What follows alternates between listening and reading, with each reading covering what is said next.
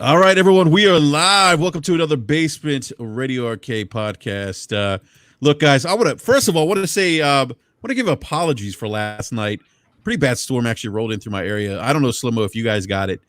You're further south of me in the same state, so I don't know if you guys got it, but we got hit pretty bad, man. Like it was raining pretty hard for about an hour and a half.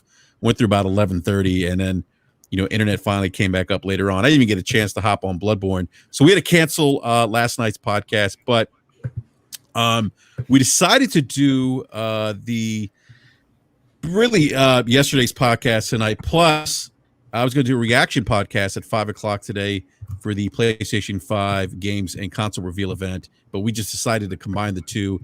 And we actually have our special guest back who was kind enough to come back and join us tonight. We have Erica Cuts for the win. Erica, welcome back to BRAP. Sorry about the technical difficulties last night, but it's crazy. I got a few comments in the comment section from last night's podcast where they were, one gentleman in particular was like, "Oh, I was really excited about what you guys were discussing as relates to Bloodborne." So welcome back again. Thank you. Nice. Yeah, I noticed in the chat as well, like when we were live for that short time, people were really enjoying it. They enjoyed the From Software chat. So yeah, again, thanks for having me. Take two, right? We're here. Yeah, exactly. Take two. Yeah, it happens. I've been there with the technical difficulties. So no worries. I don't mind coming back. And especially after today, we got a lot to talk about. So yeah, I'm here. Awesome. Well, I will say this. I want to give a big shout out to Graphic God who put together this overlay for us. We're actually we're trying something new today. We're trying at the recommendation of the BRAP panel. I think Slow-Mo and B Money and Eric Jackson and Forte had recommended it. Hey, Enrique, maybe we look at something called StreamYard. And I talked to our good friend Ains from Season Gaming about it, and Mr. Boomstick himself, who uses Streamlabs. Speaking of Graphic God, Jay's actually in the live chat. Jay, again, seriously, man, thank you so much. If you guys are looking for work, by the way, for any kind of graphic work on your podcast or for your podcast channel, or like overlays, intro videos, avatars for your social media accounts, definitely hit up Graphic God. He does wonderful work, as you can see on full display here. So, Jay, thank you. A big shout out and salute to you, sir. And I think Gaming Forte, is he with? Oh, here he is. I got to let him in. That's the thing. I got to let Forte in now. So here we go. Forte is officially joined us. So thank you, Forte. Forte, are you there? Can you hear us? Yeah, I can hear you. It looks like he left to come back and get his Xbox icon. He did switch it, right? Right. Yeah. I guess he's going to be an Xbot today. I guess. Forte. You got that green heart, man. Yeah. Forte, what are you gonna put that green heart on your Twitter account? No, man, never. The hell? No, man. I actually switched. I couldn't find the other icon, and this is the one that Graphic God made. So shout out to Graphic God. Graphic God made this one for me a long time ago, so I wanted to support him for the stream. All right, had nothing to do with Xbox, and PlayStation going head to head right now. Sure. It might have something to do. It might have something to do with that. I don't know. Sure, sir. Yeah. Are you sure about that, Forte? I heard you on Salty's podcast, man. You were very how do I say very convincing, it, man. I would say convincing, but I will say that you were very enthusiastic about your feelings towards Xbox. Your stance, yes. Your stance. So, and what is your stance, sir? Well, Enrique, he brought it up. What's my stance, Enrique? What do you think my stance is? Well, basically goes back to what we were discussing in DM about how you think that Microsoft's going to win NPD this holiday, and how they're going to not sell the old Xboxes or whatever the case is. And I think you were kind of reiterating that on Salty's podcast. That's all. Yeah, you're right. Now, full disclosure, that might be a little bit shaky now that they announced this extra system that nobody thought they were going to announce. Well, we'll get to that in a sec here. But real quick, Forte, I don't mean to cut you off, man, but I do want to give a big shout out to everyone in the live chat. Thank you, guys. Please hit that like button And if you're new, subscribe. And I'm going to drop the link here in the chat. So if you guys wouldn't mind just tweeting it out or putting out on your other social media platform, let people know that we are live. Forte, go ahead, sir. Oh no. I would just say, overall, I just think that. Okay, so what's the question you want to ask so I don't just ramble?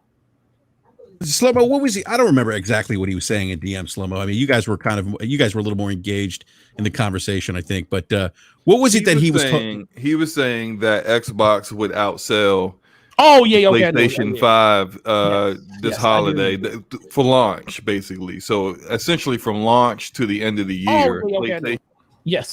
Yes, and I agree with, and I still believe that it's going to be a little bit more of a climb, I believe, just because they did announce another system that I didn't expect them to do.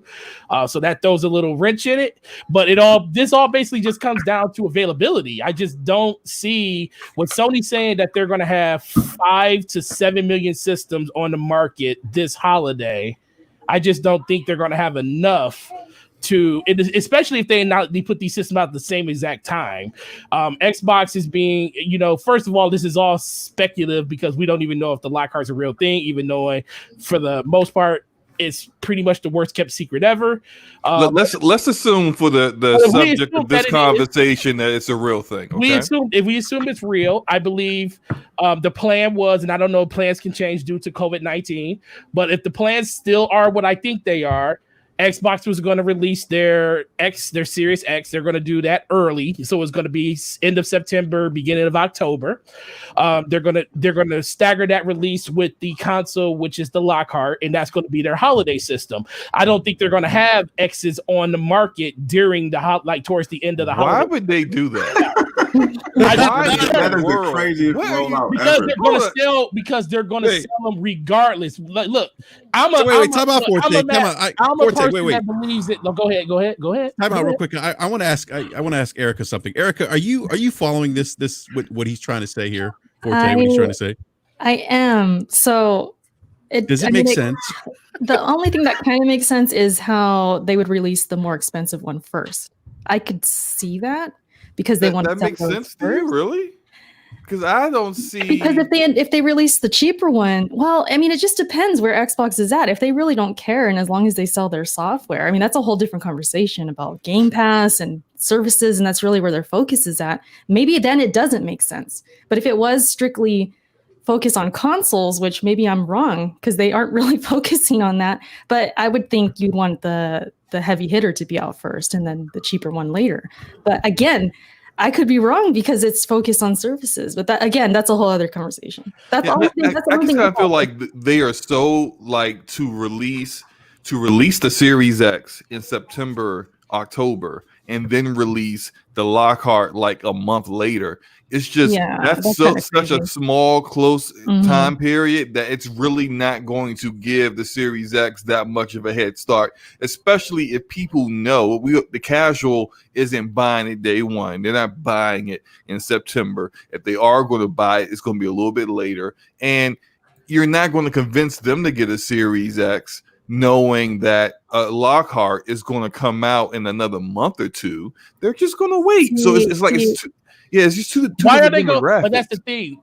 That's the thing. I'm not the Lockhart isn't for me, you, Erica, B Money. It isn't for us. That's not the system that we are going. Then why stagger it if it's a different demographic? What are they going to sell during this holiday? Now, my whole premise is them not having any other system. They're not going to, once they sell through their allocation of Xbox One X's in series, which there's a lot of out there, by the way. But go ahead. No, there isn't a lot of those out there because there's not a lot of any consoles out there. They went through a lot of those systems when they did their mass sale on those things, when they were selling them for $199 and they were selling X's for $250 during the early parts of spring.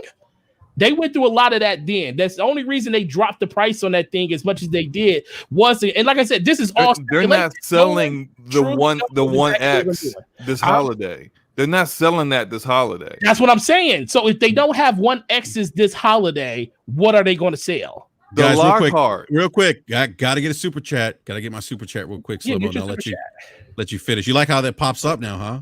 That looks fun. I'll explain. Yeah, we're used to this on Scumcast, sir. Yeah, no. Carlos Crespo with the $2 super chat. Thank you. Carlos says, "Who needs E3 anymore? This was a real show." Go ahead. Thank you for the super chat, Carlos. Go ahead. I agree. Slow-mo. Yeah, so what I'm saying, you just asked me, so what are they going to sell this holiday that's cheap? The Lockhart. That's the purpose of it. Like you're it's like you're contradicting your own argument. You're making my point. Let me finish. When you say things like, oh well, when once they sell out the One X won't even be around this holiday.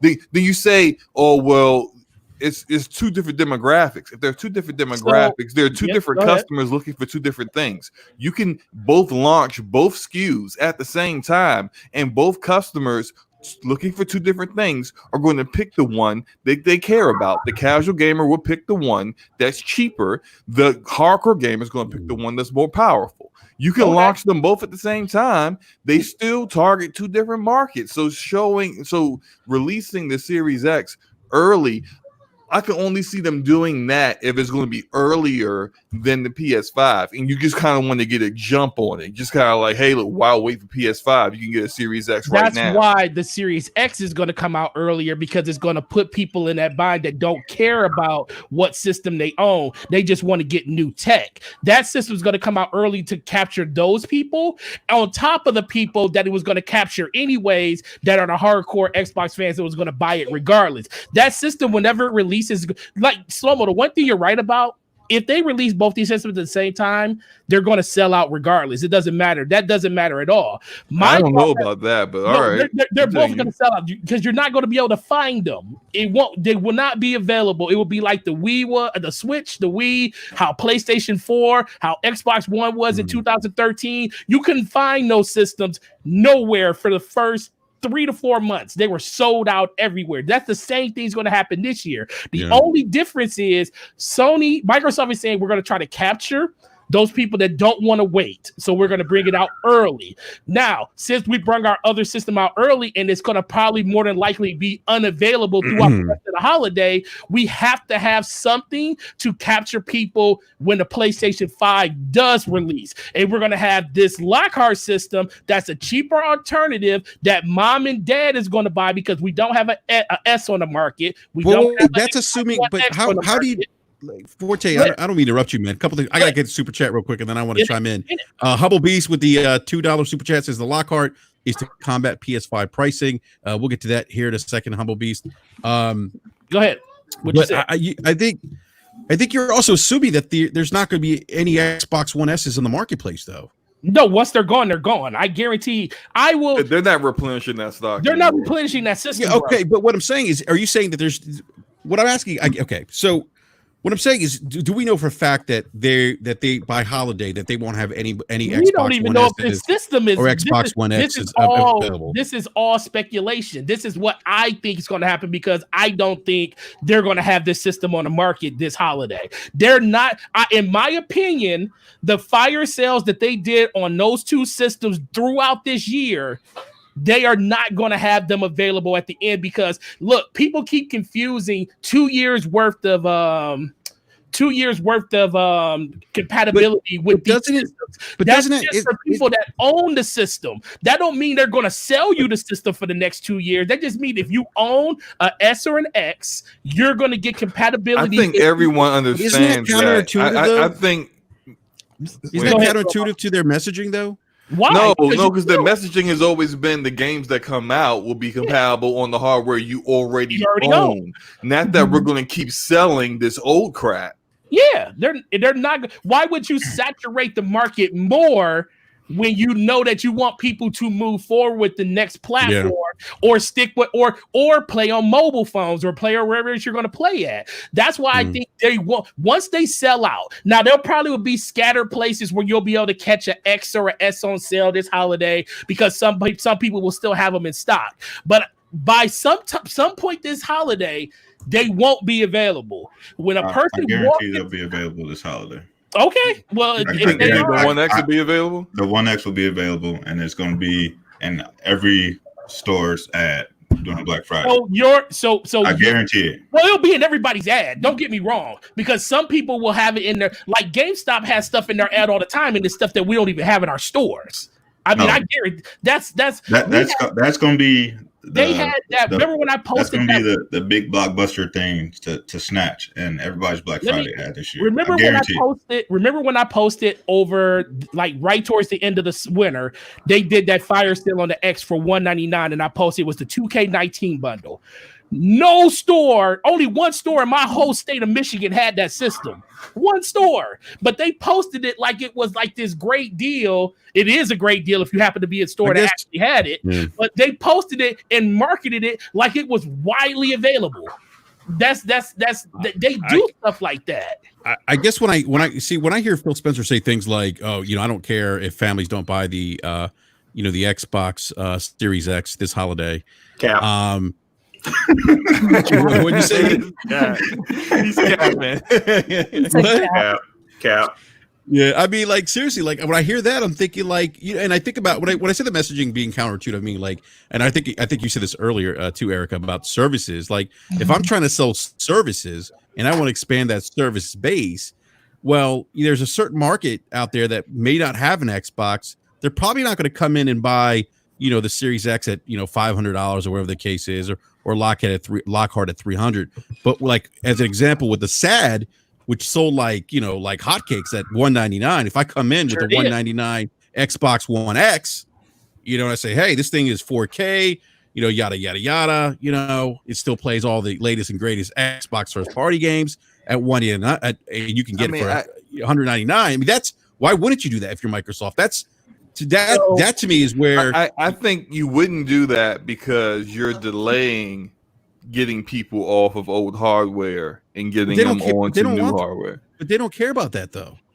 But why would you keep promoting? But you're elongating the promise that you made to the people that are buying your new system, saying we're supporting these systems for the next 2 years. Because if you're basically still selling the old hardware, you're making a promise to those people that, hey, you're still going to get games that's going to take advantage of this hardware for the foreseeable future. Versus to us, the people that are buying the newer system, this is only going to be up to 2 year temporary thing. After that, we're discontinuing support on those older systems. So it's like a contradiction there. But they never said that they were discontinuing support. I mean, they're still supporting the 360. They just said that we were just saying that they'll probably run out of the stock, but they didn't say they're going to stop supporting. Where you see them supporting 360 at? You talking about the beginning of the gen? Or I don't see them supporting 360. The only game I know that supported 360 was Madden and NBA, and they stopped doing that a year ago. No, I'm talking about but they're still giving updates to that system and stuff. It's not like support and making updates and stuff to it and making games for it. But Forte, if they say to you, with first part, here's the thing. Here's where let me say. Go ahead, man. You may not get like studio support from Microsoft themselves, but you'll still have developers making games for those systems. It may be more like shovelware and stuff like that. Like Just Dance. Yeah, exactly. Microsoft, exactly. They're not going to ignore those things. Well, and that's the biggest thing. People keep taking what Microsoft is saying is everybody's going to do it. This thing I always try to tell people when Microsoft says something. That's why I'm not a fanboy like that. When I hear Xbox say that, Xbox is saying that this is what our studio is doing. Our studio is only supporting this for the next 2 years. That's what we're doing. We're not telling third party what they want to do. And that's why I always tell people the next generation doesn't truly start until NBA, Call of Duty, and Madden decide it starts. Because when they say we're going to the next gen and we're next gen only, that's when the masses will move over. So that's when it truly starts for everybody. This is just the beginning of the precursor to everything happening. Okay, look. Oh, I'm sorry. Go ahead. Okay, I have a question for Tay because I want to know your timeline and what you think is going to happen. So you're saying the Xbox Series X is going to come out first, right? And then the S a month later. So where does a month or two later, like a month, 2 months? I think it's coming out in November. Okay, so where does PS5 land? You think right in the middle, probably October, like what was it, a week before Xbox in 2013? So like the end of October, beginning of November. I think the Lockhart, if that's a thing, will launch within a week to 2 weeks of the PlayStation 5 and PS5 dropping both at the same time. Obviously, the diskless and the one that that was the whole thing I said when I came in. No one really knows because no one expected them to throw out another system. So that other system kind of blurs everything. Now, if they do the same thing, if I was them, I wouldn't release them at the same time because this is my whole theory around this whole thing. If you release one that everybody wants, everybody wants the X. That's the one that people are going to go after. Get that one out the door first. No matter if you release it in November or release it in September. If you get it out first, those are gone. They're allocated. You don't have to worry about those for the rest of the year unless you find a way to restock them. But when it comes to that S, if they do release it during the holiday, you capture people that are desperate at that point. Because think about it, right now, what's going on with all systems right now? Granted, we're in a pandemic, but it's the same thing that happens when scarcity is around. Anything basically sells. Nintendo has no regular Nintendo Switches in the market right now. People do not want to buy a regular Switch Lite because it can't hook up to your TV. But people get desperate because they want the system. They want to play Animal Crossing. They just want to get the system in their house so they can enjoy those games. So what happens? People think about it, they wait, they keep looking. Once they don't find what they're looking for, they decide on, guess what? I'm just going to buy this because this is the only thing that's available at the moment. I don't think so. Look, this holiday is different than pandemic America, man. Oh, it happened last holiday. Last holiday people bought the sad editions or whatever, the cheaper, the $200 systems because that's what they wanted. If someone wants a PS5, if someone wants the PS5, they're not going to settle on an Xbox. Okay. If they want a PS5, they'll go on eBay and buy a $700 PS5 if they got to, because that's what's going to happen because they wanted the PS5. When you were a kid, if you said, hey, moms, I want a Sega Genesis, if she came home with a Super Nintendo, you was heated. Because you ain't want no Super Nintendo. You wanted that Sega Genesis. There's a reason why you wanted it. When I as a child, I'm still talking, man. You want to wait? And when I was a child, when I got my Nintendo 64, I knew what I wanted. I wanted a Nintendo 64. I wanted to play Smash Bros. I couldn't play Smash Bros. Or nothing else. When people want a console, they're going to get that console. They're not going to settle on a different console that doesn't play the games they want to play just because it's available. No, Slow-Mo, let me ask you this.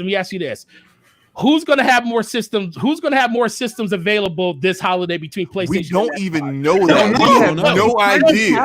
Well, all we can do is go off what was said. We know that PlayStation said their supply restraint up to like 7 million, right? That's what they pretty much said. And what do we know from that? But they said that earlier in the year. That don't mean that's. Listen. I'm just going off information that we have. This, like I said, no one truly knows. This is what a prediction is, sir. It's not ingrained in stone saying this is exactly what evidence do you have that Xbox is going to produce more consoles? Xbox never came out and said, and we don't know what Xbox is doing. I'm just so what are you talking about?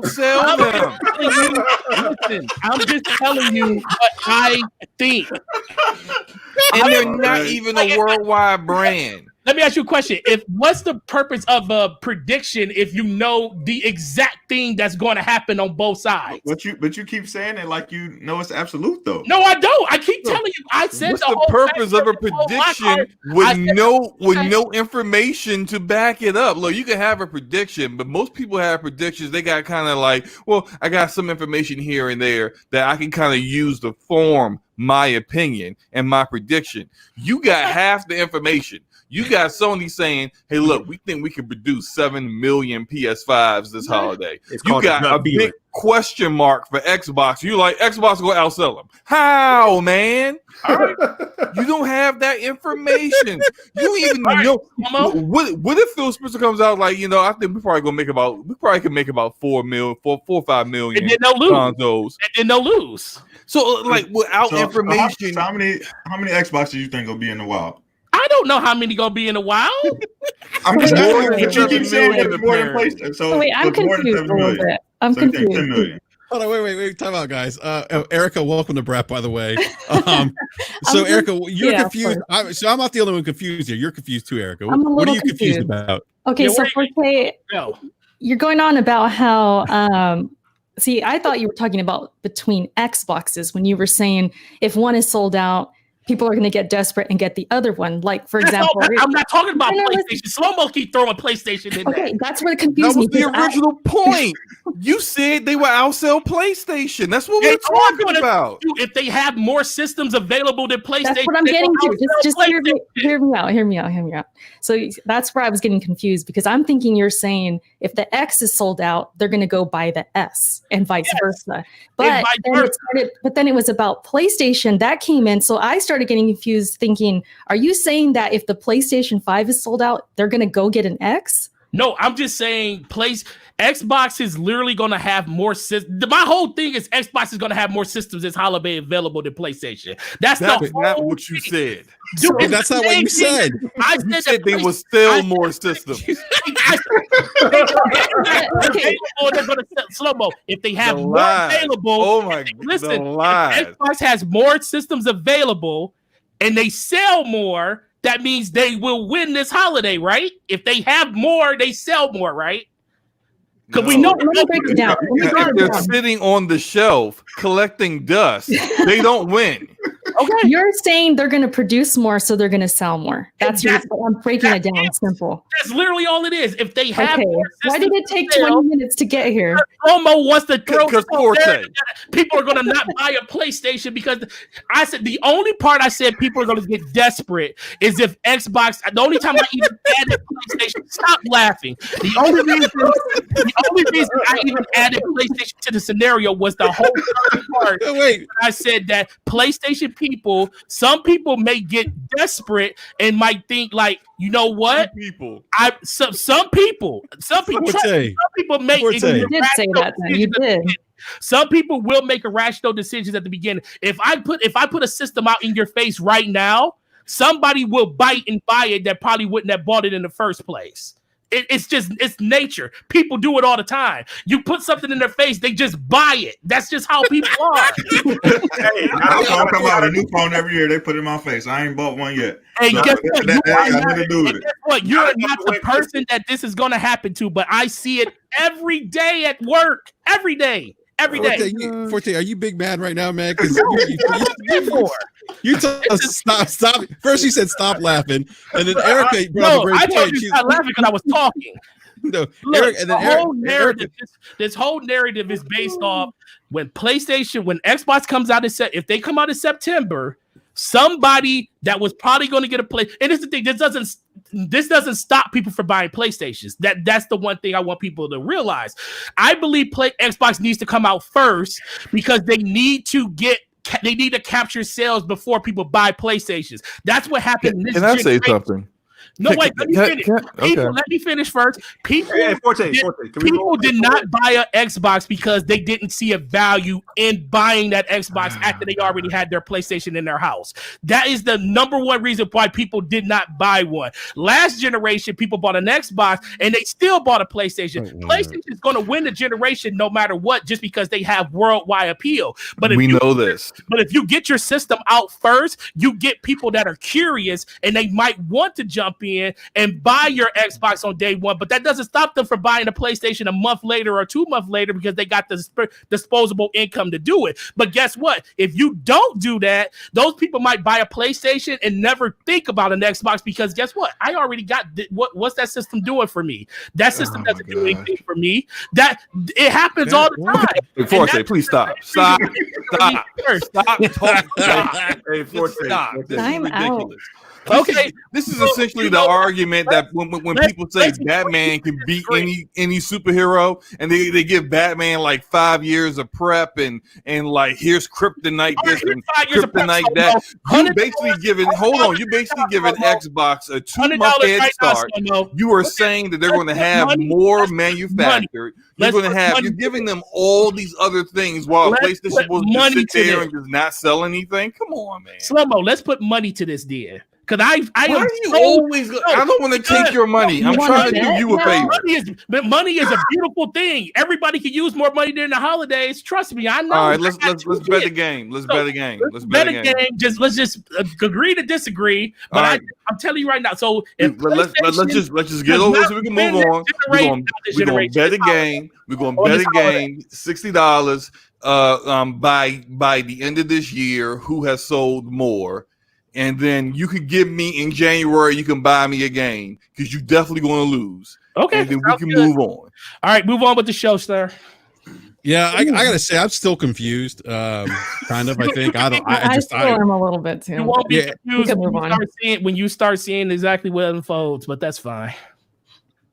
Yeah, yeah. Everyone in the live chat. Game. I'm good. Well, all I'll be doing is giving you the game that Villain owed me for saying that system wasn't going to be white, so it doesn't matter. Wow. All right. Everyone in the live chat, please let me know if you hit it yes or no if what Forte is saying makes sense. I'm interested to see what the live chat says. I think they want to hear us talk about the PlayStation. Probably. I think you're right. Well, let's just you know. Yeah, all right. Let's They wrong. Yeah, so let's get to the coming in hot. Hey, just like I'm the only person on this panel that said the PlayStation is going to probably be, these systems are going to probably be $600, but you know, we'll wait and see. Hey, that's something we might need to talk about a little bit later. But look, Enrique, go ahead, man. Let's move forward the show here. So look, guys. So PlayStation 5 reveal event today. It was big. It was over an hour long. It wasn't 2 hours. I know we were discussing that last night, whether this thing was going to be 2 hours. It wasn't. And I'll give my take later on about the show, but there were some surprises there.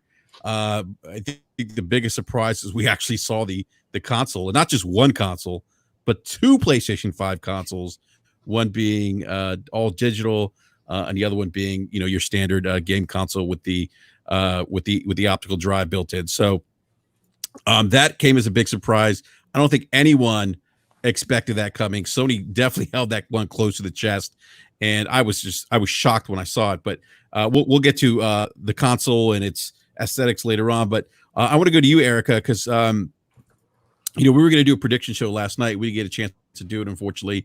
But what were your thoughts about the show? Did Sony kick off next generation officially, or do you feel like the show was like, it was okay, it could have been better, maybe they could have showed more third party, maybe more first party? What are your thoughts?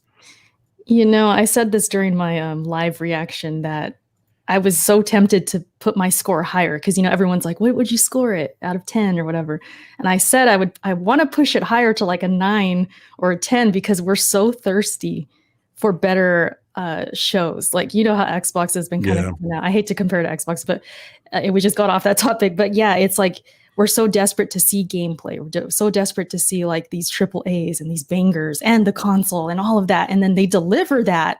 They deliver something and we're like, yes, this is what I've been waiting for. So I did feel that excitement of like, this is like E3 style type of hype. And I thought they delivered. They hit all the check marks that I wanted, which was Demon's Souls Remastered. That was going to be one of my predictions if we got to that yesterday. And then the console being shown, Horizon being shown, which looked absolutely gorgeous. Some kind of sleepers that were in there. That Kenna game looked amazing. Kenna did look good. Stray looked pretty cool. The Project Athea. I'm looking down the list right now. I'm just listing some games before you guys go. But yeah, just a lot of games that I did not expect to see. And it impressed me a lot. A good pacing and love for the indies because I love me some indies. And they looked great.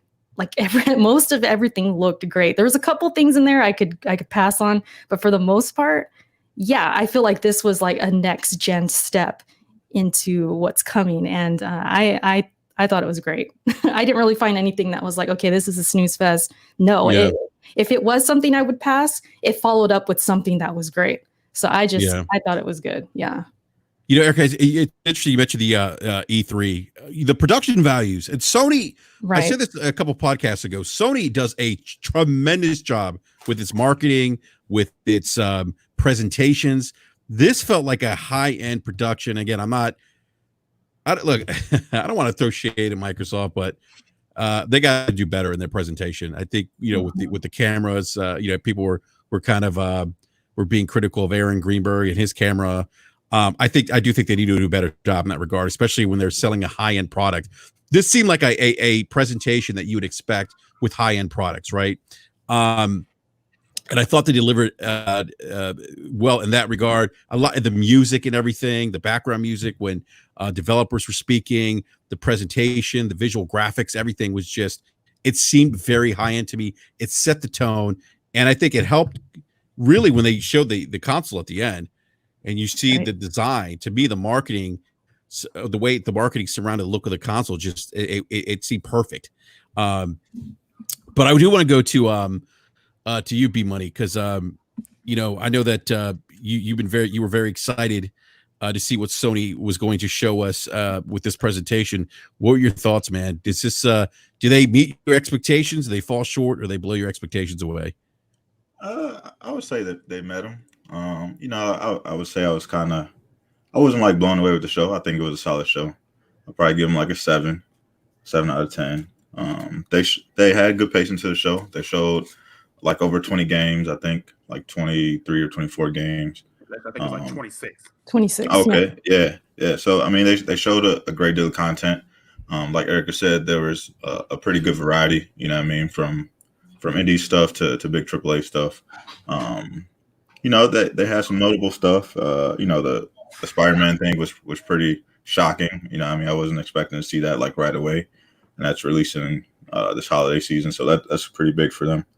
The Housemarque thing, that game reminded me a lot of like Prey and like different games like that. And then like Demon Souls was big, Deathloop was big from Arcane, so. They had you know, pretty solid showing. I was expecting to see, you know, just some different stuff from other first parties, but I think for the most part they did have a pretty good first party showing. I think they had at least 6 first party games, if not more. So yeah. You know, I do want to go to live chat here. We have Aaron Johnson who said we are comparing PlayStation's E3 event compared to Inside Xbox. I mean, look, regardless if it's Inside Xbox, first impression is a lasting impression in my mind. You know, you're out trying to sell a premium experience, a premium console. You're beating the drum of the most powerful console, the eater of men, or whatever the hell. What's the marketing term for it? It eats monsters. Oh, it eats thank monsters. you. Yeah, you know, it was a monster. Remember, now it eats monsters.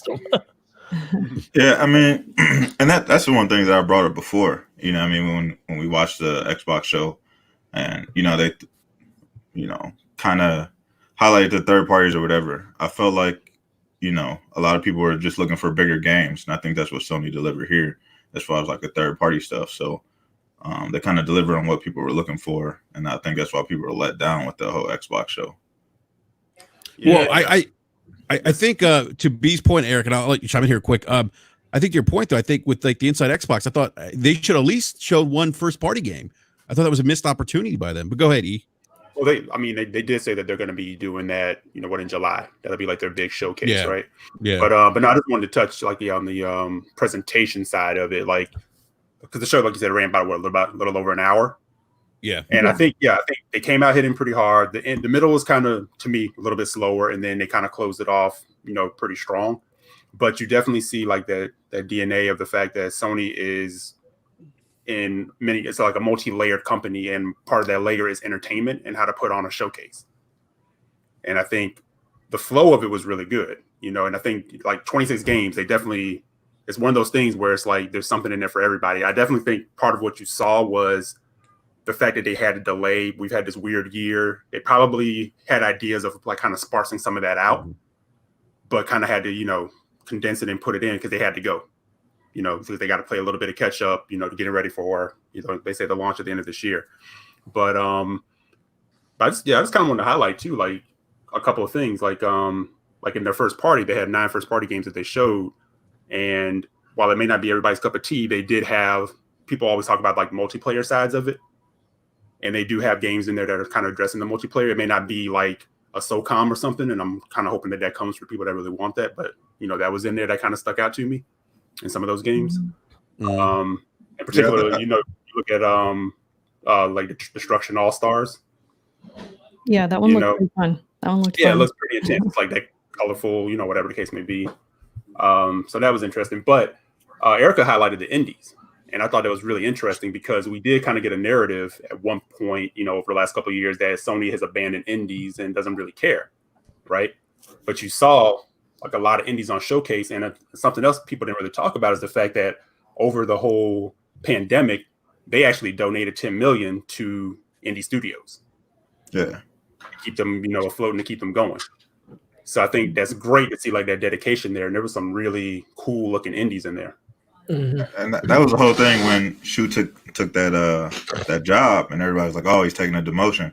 But I'm like, just wait, man, because I think Shu was like the perfect person for that, because you see within the showcase all the stuff that they did get as far as the indie stuff. It all looked very interesting. It wasn't anything that you'd be like, "Oh, there's just shovelware, nothing I'm never going to touch." A lot of stuff looked pretty good. Yeah, a lot of good art styles. And also I wanted to add too with the pacing and just the show itself, like the teasing of showing the console. Like you guys know how they would show like a couple games and they would show the buttons, they show the X, the triangle, the square, and it would be like in this white, bluish kind of design. And then it would go to the next game. Then the next one, then they would show it again. They show the buttons again. So you're like, it's coming. And you're just like building up. And then and finally when it happened, we were just like, yes, they're showing it, but you could tell it was coming. And I think that was really cool. I like that. Yeah, it was definitely a nice build up to that. And I kind of thought that. I'm like, they're teasing us. And I kept thinking to myself, no, they're not going to show it. But then I'm like, I think they're going to show it. They keep teasing us. They were showing like angles of it, right? Mm-hmm. Certain parts, like you said, the buttons, the color scheme, and I'm like, you know what, they're gonna end up showing this. I didn't think they're gonna show 2 consoles, but Eric, I agree with you that presentation is just on another level, man. Like it was to me like a high-end tech presentation from a company that you said it's a multi-layer company, and I think that's kind of been, I think, the advantage to Sony with their presentation and how they market their games. They're in the music entertainment movie business, right? And they have that experience in marketing entertainment movie business, right? So and they have that. I'm getting feedback. Yeah, there's some feedback. Yeah, it looks like it went away. Okay. I want to go to I like because when we saw like the state of plays, you have like the robot voice kind of like leading you along, and then in some showcases we see like the devs kind of drone on and on. So it's kind of like they put in the talking heads to kind of introduce something, and then they move right into showing like the gameplay. I thought that was a good flow. Yeah, the pacing was great. It really was. Slow-mo. What do you think, sir? Were you disappointed? How many backslaps do you give the PlayStation 5 event? Out of 5, I'll give it 3 back slaps and a pluck. No,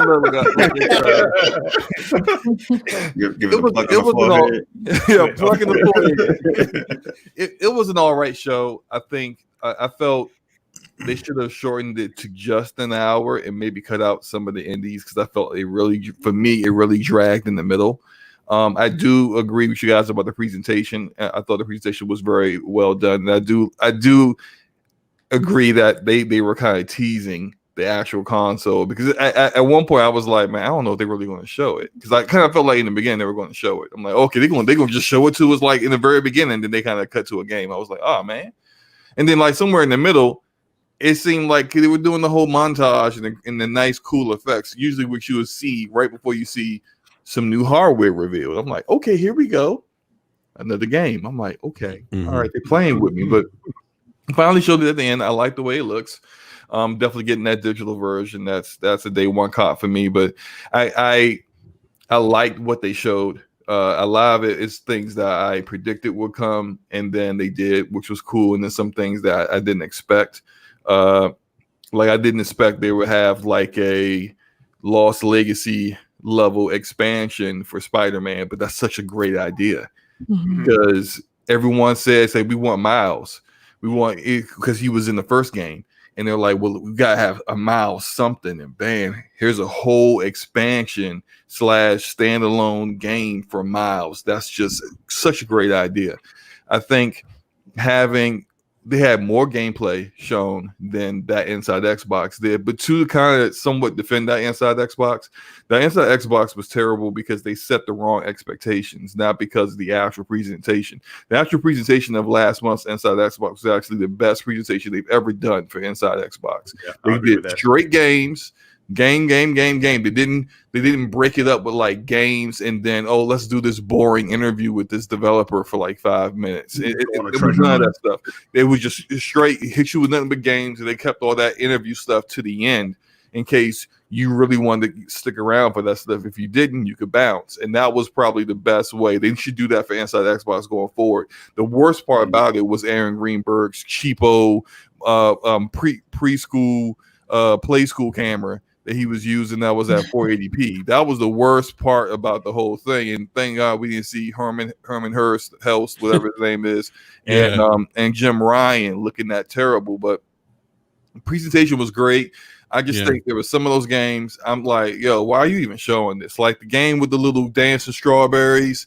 Oh yeah, like, why is a walking sandwich in there, man? Why is it here? Why did they start with GTA 5? I'm like, this is what? Like why did you start with that? Like, hey, but was the Slubbo, was the GTA 5 thing? Maybe somebody saying, hey, we are going to have games that you can upgrade for free, because that's kind of been a thing that we haven't known. Like, are they going to have like a smart delivery type thing? Because this is the second game now. I mean, I get it. GTA 5 is a big game, and people are still playing it, and people still buy it, for whatever reason. But like, did that need to be the first thing you show? I don't think it would have been. It was odd as far as like the pace, like setting up the tone, Yeah, that was a weird way to set it up. Like I thought, like the very next thing they showed was Spider-Man Miles Morales. You should have just started. Bam! Yeah, you're probably right. Hit you in the face with that one right off the break. Like, boom, touch your chin real quick. Bam! Here we go. Then they jumped into Ratchet and Clank, which looks amazing. I don't even like those kind of games. I was like, I might cop this. I gotta say something real quick. Slow, I don't mean to interrupt you, but I gotta call out my man Lord Attic on the Iron Lords for saying that it didn't look better than Ratchet and Clank for the PlayStation 4. Whoa, Attic couldn't see because his beard was kind of blocking his vision. So I gotta have a chat with Attic. Yeah, Erica, please reach out to him, because it is clear you could see. I mean, the biggest thing, and I'll let you finish, Slim. I don't mean to interrupt, man, but the biggest thing you could see that I noticed with these games, the lighting and shadowing, the textures were was so ray much tracing better on everything. I mean, like Ratchet and Clank, like the lighting and how expansive and detailed the world was. I'm like, yo, this is not Ratchet and Clank on PlayStation 4. Stevie Wonder could see that, but go ahead, Slimo. Yeah. Also, the whole part where he's like going through worlds. Yeah. That's SSD working all day. Exactly. I was hearing people saying things like that could have been done on the PlayStation 4. Well, they watched that on the show after that. They even said after that, when people kept saying that, there's like, look, if y'all saying that SSD wasn't represented, that was the game that represented it the most. Absolutely. There's no way you could have did that on the PS4 Pro with especially that particular section. The games look good. I saw a part about like 4 or 5 games. Definitely 3 games I'm definitely copying. 2 more that I'm like, you know what, I might definitely get. I really like that Project Audi. Was it Project Audi? Was that whatever it was called? You're talking about Project Athea? Athea. Yeah, that one looks great. That looked really good. Deathlock looks good. Ghostwire Tokyo looks good. But those are games I game on everything. It's coming on PC. I'm gonna get that joint on PC. So, like for the ones that are straight up just like it's just PlayStation, it's only going to be on PlayStation for now or whatever. Like I saw about a good 3 games, but I did somewhat feel like there's not a lot to get. So like you're going to get your PS5 this holiday. You're not really going to be able to play a lot of what was shown. Yeah, you're gonna play Spider-Man Morales. That's gonna be, you're gonna get that. But then there's that. There's probably Gran Turismo. I think they said Gran Turismo was coming out this year, right? No, they didn't put a date on it. I've heard Gran Turismo, Ratchet and Clank, and Spider-Man Miles Morales could be launch titles. Okay, I mean, the thing is that it's June. If they're going to be launch title, why didn't you say that? Well, that's you said that about Miles Morales, but then I guess look, don't rush it. Like, please don't rush that to launch it, and then it's like it's buggy as all hell. Like, just don't look. If you can't make it by launch, cool. 2021, early 2021, cool. Like, but it just seems like there won't be a lot to play that's new for the PS5 once you get it. But then here's why this new generation is going to be really so much different than previous generations. You're going to have it all really being, your libraries being backwards compatible. So if you're still playing through Ghost of Tsushima or The Last of Us, it's going to be playable on your PS5, and it's going to look better and run better than they did on the PS4. So I thought it was a decent show. It's not, it wasn't, to me, it wasn't like groundbreaking or awesome. It definitely probably was the best show we've seen this year, but there hasn't been much to see this year anyway. Well, that's what I'm saying. Yeah. Well, that's the thing, Slow-Mo. Yeah. So for you being the person that saw this, did this sell you a PS5? I was already sold on the PS5 before. No, I'm saying if you didn't, okay, all right. If I was on the fence, yes, Miles Morales got me. There it is. And I think that's for a lot of people. I do too. Yeah, Just I got enough before this holiday. And it's not coming on the PlayStation 4. So how you gonna play it? You gotta buy a PS5. Oh well, guess I'm getting a PS5 now.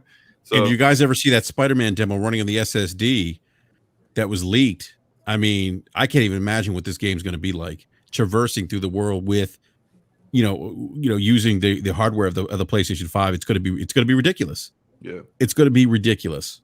Yeah, Demon Souls might. I don't know if that's coming out. Dude, Demon Souls look fire. I thought they said 2021 for that, right? I'm thinking early next year. Yeah. Yeah, I think that was early next year. I gotta go. Have you guys seen the screenshots of that game? Like, no, it looks amazing. Oh my gosh, it looks too good, like beyond my expectations. Good. Like when that trailer first started, and you see the dragon kind of flying, and it's like got that corpse is kind of like hanging. Like, I just did a video a few days ago, and I kind of used that portion of the intro to Demon Souls from the PS3 in my video. So as soon as I saw that, I was like, oh, Demon Souls. Man, what a coincidence. I was even earlier than you then, because as soon as I heard the bell right at the beginning, that Souls bell like ringing, that's yes, what clued me in. Yeah, and Shuhei too, saying this was near and dear to his heart. That was a clue too. Yeah. Yep. I did think what was interesting is that when they showed Gran Turismo, and I do kind of somewhat agree with the people who were like, this don't really look that much different than Forza. Except that like it was like less cars on the road. And I'm like, exactly. Yeah, I can see that. But I'm not a racing guy, so I don't really know what to look for. Like the spoilers. The spoilers have real authentic smoke coming out. I think that game. I don't know. You can smell the rubber on the tires. I think that game's going to come down to that controller. Legit, that's what I think it's going to come down. If that controller is everything they say it's going to be, that's where that game's going to shine at. Because guys, real quick, I just out racing games. What's up? Yeah, real quick, I just posted a screenshot. One of the screenshots for Demon Souls. Go ahead, E. Yeah, no, I was just gonna say, like, I mean, when it comes to like racing games, I mean, they're kind of like a given when it comes to these scenarios. Every generation, a racing game is a part of your showcase. Yeah, you know what I'm saying. So you kind of, you have your racing fans. I'm a casual racing fan. I don't like GTA. I'm not GTA. I don't like Gran Turismo. I don't like Forza Motorsport. I'm more in the line with like Horizon and Need for Speed, like the more arcade stuff. And they always look good. I mean, they all typically run really well and they look good, So I don't know. I don't ever do cartwheels when I see like racing. I'm kind of like, that's kind of like a given. Right. But look, I kind of wonder what engine Blue Point is using for Demon Souls, because it just looks so good. Yeah, man, looks really amazing. I'm like, man, man, Blue Point really knows what they're doing. Like again, I do kind of wonder about the gameplay because and Erica, maybe you would kind of speak to this. I've heard Luca talk about how she doesn't just want a facelift for Demon Souls, but she wants kind of some of the gameplay to be retooled, more modernized for 2020 because it's kind of janky from what the original game was, and that they need to kind of work on some of those things. Now, if I recall, with Blue Point just they do mostly for Sony just remasters of their old IP. But with like the Nathan Drake collection, they didn't change any of the gameplay. It was just really like a remaster, a facelift. With Shadow of the Colossus, they did pretty much most of the same thing, even though they redid it in a new engine. The gameplay was completely untouched. I wonder with Demon Souls, are they actually going to change the gameplay? So, or not really change it, but kind of make it like the control. Just modernize it, I guess. Modernize it, right. Because that's something that like some of these older games need. If the game is like 8-9 years old, some things that were cool back then just not cool now. Like we talked about like Mass Effect 1, when we hear about EA doing a remaster, like, hey, we all down for that. You need to do a little bit more than a remaster with that first one. That first one's controls. That cover shooting is ass. You need to actually get it with that. So it's just like some of these, the very, very early ones kind of need a little bit more love than just a straight facelift. So I wonder if that's what they've been doing with that too. Because hopefully that would really make it a solid title that everyone's going to look for. Yeah, I'm hearing the same things too. Because that's actually the only Souls game I haven't played. Is Demon Souls. Oh, really? Yeah, it's actually, I haven't played it, but that's the number one thing I hear all the time is that, they need to modernize it. There's certain things about the game that are too outdated and they want it to be reworked. So that's a good question if they actually will change the gameplay, because I played Shadow of Colossus and I played, a couple other games, but they're basically, they keep them the same, like the Uncharted one, like you said. They don't touch the gameplay. It's just like modernizing the visuals. But even with Shadow Colossus, though, I felt like the controls were much improved from the PlayStation 2 version. I mean, I think the core mechanics are there, but it didn't feel. Was it because of the controller, the DualShock 4 being better, or was it was more that the Blue Point actually did? I think it was the controls were more responsive. When you were trying to climb the Colossus, it just felt like it was more like when you tried to do something that actually did, the controls are more responsive. Mm-hmm. It just didn't feel they didn't feel like tank controls. That's probably the best way to describe it, and that was my memory of. You got to remember the Shadow of Colossus for its time was really ahead of its time. In terms of design. Mm-hmm. Yeah. I mean, that's how it kind of is for all these older games. If you remember, like I can say the reception for Capcom doing Resident Evil 2 remake would have been very different if it was the same tank controls that you had. Yeah. Like people would have been like, "Are you serious? You've lost your mind with this." But like, hey, they modernized. It looked beautiful. The game was great. Resident Evil 3, they had the same reception. But I enjoyed it because I like having more ammo and not being scared this much. So, hey guys, speaking of Resident Evil 3, Slobo, what did you guys think about Resident Evil Village? Yo, that looked really interesting. I was initially, I was like, I didn't realize that was it until I saw the werewolves, and then I remembered hearing that the whole talk earlier this year where people was like, "It's gonna be werewolves in Resident Evil." And everybody was like, "No, it's not. Yep, we ain't gonna do I no remember werewolves." that, yeah. And I was like, "Oh, that's a werewolf." And I was like, "Bring the werewolves. Look, we can start escalating like some of the enemy types in Resident Evil." I don't know why people were so heated about that. Like, keep my zombies, man. It's like you can have zombies and their version. Because I wanted to see what their version of a werewolf would be. Yeah, that's interesting. Although I think that Chris Redfield is like, Chris Redfield to me. Like that's the new West. That looked like Joel. Yo, he doesn't look like he doesn't look like Chris Redfield at all. But doesn't look like Chris Redfield at all.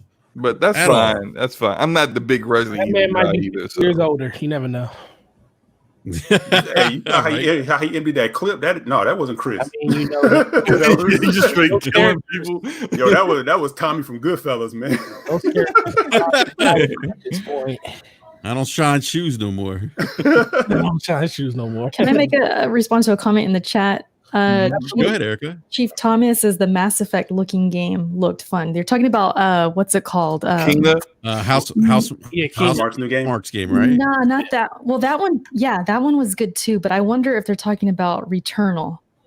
Yeah, I think that is Returnal. Oh, yeah. That's Housemarque's game. That's Housemark's game. It That's did the one have that. yeah. It did have that Mass It Effect did. Andromeda kind of look to the combat. Combat. Better, maybe. Yeah. It looked good. That one stood out a lot too. Yeah. You know I mean, what? like Andromeda was You know, like speaking the of one that had the Housemarque- best combat. It's just the story and characters and everything else was Yeah. so hard for Mass Effect, but the combat was sick. And yeah, I thought gotta play it it. looked good. Yeah. I still got to play it. But you know what I Yeah, noticed that too? Housemarque. Oh, sorry. Yeah. I just want to mention one more thing. What I noticed Yeah, go ahead. too with the show, a lot of female protagonists. I don't know if you guys noticed that, but there was a lot. Mhm. Yeah. Aloy Yeah. included, and a lot of these Yes, new Now games. you say it, I didn't think about it because I stopped. Yeah, it was pretty interesting. Yeah, but anyways, Yeah, that's carry on. interesting. Yeah, I was gonna say, you know, for Housemarque, which is known for, you know, games like Resogun, to make this game, I was thoroughly impressed by this. You know, like I was just blown away. And It's a big like step that's up, actually one of my that's one of my like most anticipated games actually on the PlayStation 5.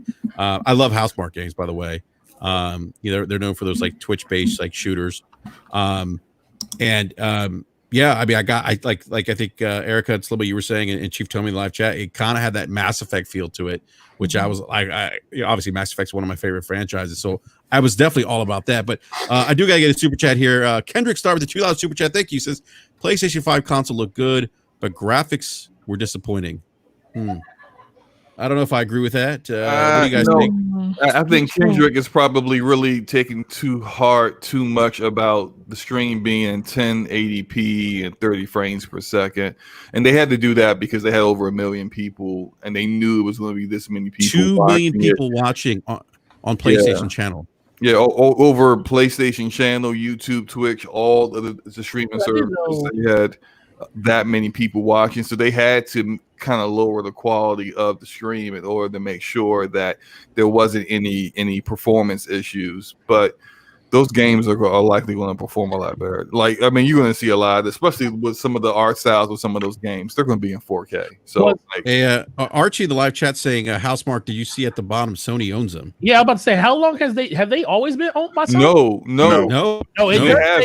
I noticed that during the show because when you first watch it, it shows a PlayStation Studio, and at the very end, that under the caption, it shows that it's a property of their publishers. I'm about to tweet at them and see if that's legit, because like if they've been purchased previously up until now, they have just been a second party studio, kind of like Supermassive Games and Ready at Dawn. They just make a lot of their games for PlayStation and Sony. And if they've been purchased, that's yet another prediction I got right. I'm about to be man. I'm about to retweet this. That's a big move. Yeah, that is a big move though, and it makes sense. They should have done it. I feel like this should have been done a long time ago, right? Yeah. Someone just sent me. I'm saying Project Athea is coming to PC. Yeah, it is. Yeah, it is. Yeah, it's coming they to announced PC it. It's on Twitter. Guess I'm getting PC. Forte, what were your thoughts, man? We didn't get to you yet, sir. What are your thoughts on the show, man?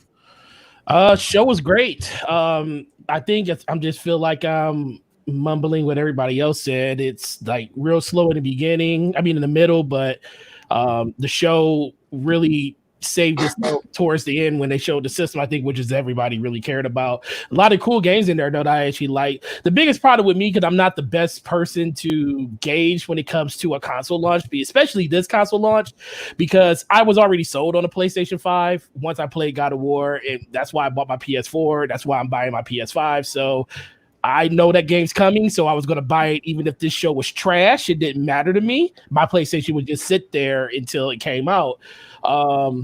The cool thing is they actually just, I think this show was probably a little better than the Xbox show just due to this is what Sony planned on doing the whole time.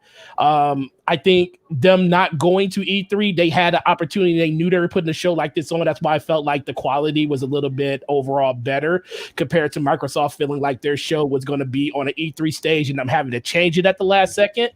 So I think that had a lot to do with the presentations between the two of them, because I do think this was it flowed a little bit better than the Xbox show, but they both were really good shows. I really like what they showed from Spider-Man. I didn't expect that at all. And I don't think anybody did. A lot of people are up in the air if it's a DLC or if it's going to be like something that's going to be its own standalone game that's going to bridge you into Spider-Man 2. I guess we'll get information on that over the next couple of weeks. We'll know definitely by the time the system comes out what that is. But I think for the people that enjoy that, being one of the highest selling IPs they sold this generation, that's always a great move to start out your generation with something that branches in that universe.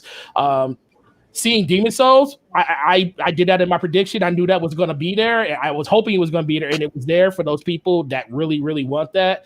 And seeing that game getting a chance to be reimagined, and hopefully all the bugs and all the controls that was completely crazy in that game being addressed is something I'm really looking for those people too. Overall, Ratchet & Clank stole it from me. I'm a huge Ratchet & Clank fan. When I was looking at that, my daughter was sitting next to me. She's like, "What is that?" And she played Ratchet. She recently played Ratchet & Clank on the PS4. Yeah. Just started going through these games, so she played it, and she's like, "Is that Ratchet & Clank?" I say, "Yeah." She's like, "What is this? What are they doing?" And I was like, "Dude, this right here is what I'm talking about. You know, something that I feel couldn't be done on the PlayStation." And that was like, of all the games, that was the one game that I was very, very, very impressed by. All the rest of it, and shout out to Aaron Greenberg being messy on Twitter. You know, that man, I saw that. That man being messy on Twitter. I mean, granted, I'm glad that I'm glad he capping for the company he markets for. That's all that really matters to me. You know, keep that same energy towards the middle of the generation if you guys ain't doing what y'all supposed to be doing. But look, man, most of these games are going to be on both platforms. I'm just happy to actually see what this box looks like. That's all I really cared about in the end. What was we going to be purchasing? And the only other game I was really super excited for was seeing Godfall, being a person that loves Destiny. And I was not impressed. I was like, it looks okay. And I don't know. It definitely got downgraded from what we saw in the initial trailer. So yeah, when I looked at it, I was like, dude, it's like, okay. I was looking forward to this one, and now I'm like, okay. So at that point, that was the only real launch title that they were coming, that I knew was coming, that I was excited for. But they replaced it with some other things. If Ratchet & Clank is day one, I'm going to be playing that day one. So I'm super excited around that. We're going to talk about the system thing in another segment, but I think it flowed really well. If they would have cut 15, 20 minutes off of it, it would have been even better. But overall, easily high 7.5, high 8s, wherever you want to put it, you won't be wrong. It was a good show, and I'm glad that they finally got all this information out there so we can stop just speculating on what's coming. Now we know what's coming. All right, so about Housemarque and them potentially being a first-party studio, I'm looking at some of their Twitter feed and some of the comments. Like a third of the comments are asking just that question: "Are you a PlayStation studio now?" They're not answering the question. Yeah, they were get that from legal. They got to figure that out. Look, if it's nothing's going on, it's very easy. You're like, hey, are you owned by PlayStation? No, look, man, not. So it's like it's a very simple question that you don't seem to be answering. So it says right here, it says PlayStation Family Mart, PlayStation and PlayStation 5 logo, registered trademarks for trademarks. PlayStation Interactive Entertainment, INC. All games feature are trademark and copyright property of the respective publisher and or licensed footage captured for the PlayStation 5. And that doesn't necessarily mean that only are under their games, though. The games that were under the first party that they showed off at that of reveal. Yeah, but see, they could be making that game for Sony, and it be IP that's owned by Sony, but not the company. They're notorious for that. Well, it does say PlayStation. It says a PlayStation Studio literally at 5 seconds into the trailer. So it's got to be. Why would it, I mean? It literally says, like, at the beginning of the trailer, it says PlayStation Studio. Yeah. If it's not a studio, why would that be there? Yeah. Have they been answering any other tweets? No. Maybe they just logged off. They did answer one tweet because Sam Lake from Remedy told them congratulations on the trailer and the announcement, and they responded back. One of the guys who's the narrative director at Housemarque for the game responded back, "Thank you." That's it. So they are responding to some people, but not the big question though. Not the big question. So you know what? I'm gonna probably say they probably are.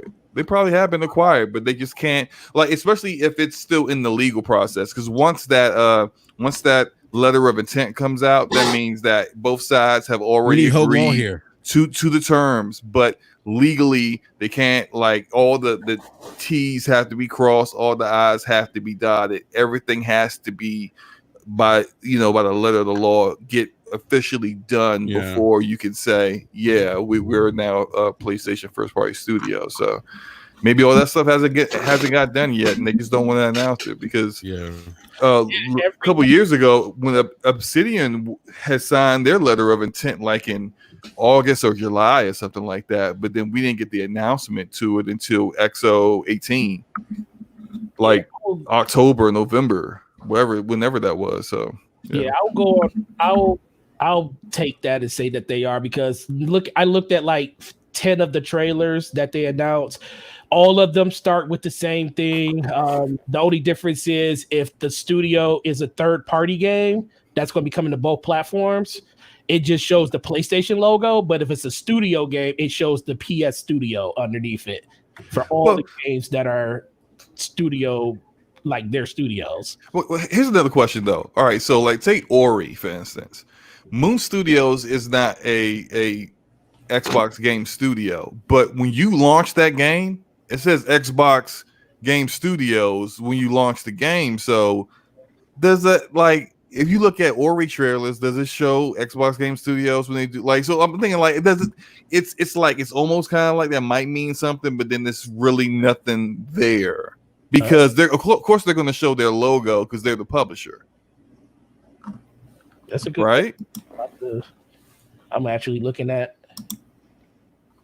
Because I feel like if you're the publisher, of course you're going to show your logo when you're publishing the game. But does that mean that Housemarque is now a first party studio? Because then like you got Studio MDH, whatever the name of that studio is, MDHR. Yeah, MDHR. You got Moon Studios. Hell, I think State of Decay 2 probably had the same kind of marketing with theirs before Undead Labs became an official first party studio. So I think it's like kind of like more circumstantial evidence and not really like concrete. They definitely got purchased. Xbox for all theirs, like I looked at Ori, I'm looking at a couple of other ones, and Xbox just puts the logo up at the front. They put Moon Studios on there, and that's it. And then at the very end, they show what platform. It says available 11/22 and what platforms it's coming to. They never flashed the Xbox Studios. Now in the game, I don't think they might just put like, I don't even think it says Xbox Studios in the game when you launch it. Now that I think about it, it just because this just shows the Xbox logo and Moon Studios, and at the very end of the trailer, it just shows Ori, Will of the Wisp, when it's available, and the 4 platforms is available on. You guys are talking about if it pops at the beginning of the game. At the very beginning, you put it on. I feel like it does. I just played Ori a couple months ago. I feel like it does, but don't take my word. I'm like 90% sure. I'm really about to launch this game. I feel like it does too, but I just don't know. It does that paint thing that goes across the screen. It kind of whips across, and then it says Xbox Studios. It's white and black. Yeah, I feel like I've seen that. Yeah. I'm launching the game to see right now while we're talking still. But see, like both PlayStation Studios and Xbox Game Studios have a publishing arm that just kind of handles all their second party stuff. So even if they don't own a developer, that publishing arm would then be the publisher for that studio, so you can still put your logo up for the game even though you don't really own that studio. So that's why I just kind of, but although as someone said in the chat and how we were talking about on their Twitter feed before, they're ignoring all of the tweets that are asking them, are you a first party studio now? So I mean that yeah. It sounds like it might be more legal than anything. Yeah, I think that's legal at that point. They want to make sure if they make a statement that's clear through Sony legal. Yeah, but look, if you aren't being purchased, then you could just squash that immediately. Like, look, if someone tweeted under let me just think of anyone, Rockstar, hey, are you being purchased by Xbox or Sega? They can just say no. Legally, you're not being. There's nothing you say wrong. No, you're not being purchased by Xbox. Nothing to worry about. If it's not happening, it's almost like when you refusing to give a comment is giving a statement in itself. You know, no statement is a statement. Period. So it's just kind of like there's something going on here. Maybe they went to sleep, you know. They didn't party. They had a good time, you know, and they're relaxing, you know. They're probably not on TV. I think they are about 5 or 6 hours or 5 hours ahead of us. So maybe they are asleep. Your answer, Slow-Mo. Say what? Yeah, it does. On Ori. It does for Ori. Okay. Yeah, like the water effect under it. It said Xbox Game Studio. So, yeah. So I kind of figured that wouldn't be any kind of like smoking gun, but I still do think that they own them. They just haven't come out and announced it yet, which is weird. Yeah, I think. But Xbox Ori though, right? Hey, real quick, hold on, wait, time out because I want to get my thoughts in. Get your thoughts in, man. Gotta get my thoughts in real quick. They've been marinating. They've been marinating. We need. All right, so marinate. Yeah, so big shout out to my buddy One Bad Mother. I've known this guy for like 18 years. Met him on Xbox Live. Good dude. OBM, we got to get some Warzone in again sometime soon, sir. I know season 4 is finally out. It's another 45 gig download. That game is like I'm gonna need like a dedicated hard drive for Call of Duty Warzone at this point. On my PC.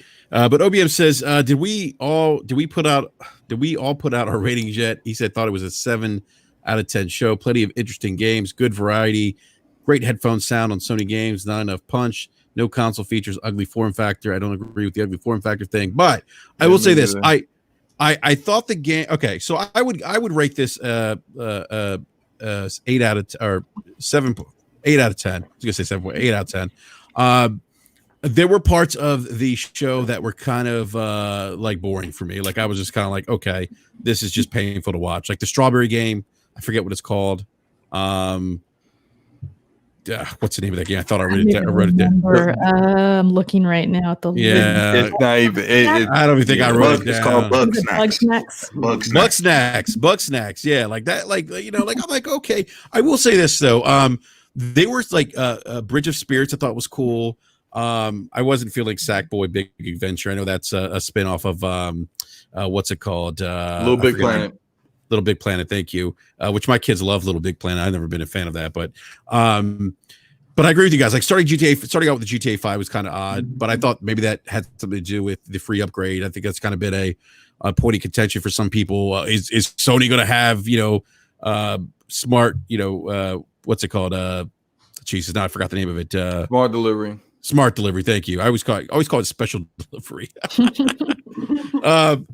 This would be the second game now that has been announced for the PlayStation 5 that is going to allow people to upgrade for free the PlayStation 5 version. So, I mean, I guess we could argue that the PlayStation 5 has some something similar to smart delivery. And we got to remember something with smart delivery too. It's not an automatic thing. It's automatic with Microsoft first party games, but it's still up to third party if they want to, take advantage of the smart delivery features for the consoles. But it's good to see that Bungie's on board and that Rockstar's on board with these two games. And by the way, guys, speaking of Remedy, they just did announce that Control is going to be making its way to the PlayStation 5 and Xbox Series X, which, look, if you played it on the PC, I know you have Slow-Mo, night and day, man. Oh yeah, Day. that ray tracing is it's pretty drastic.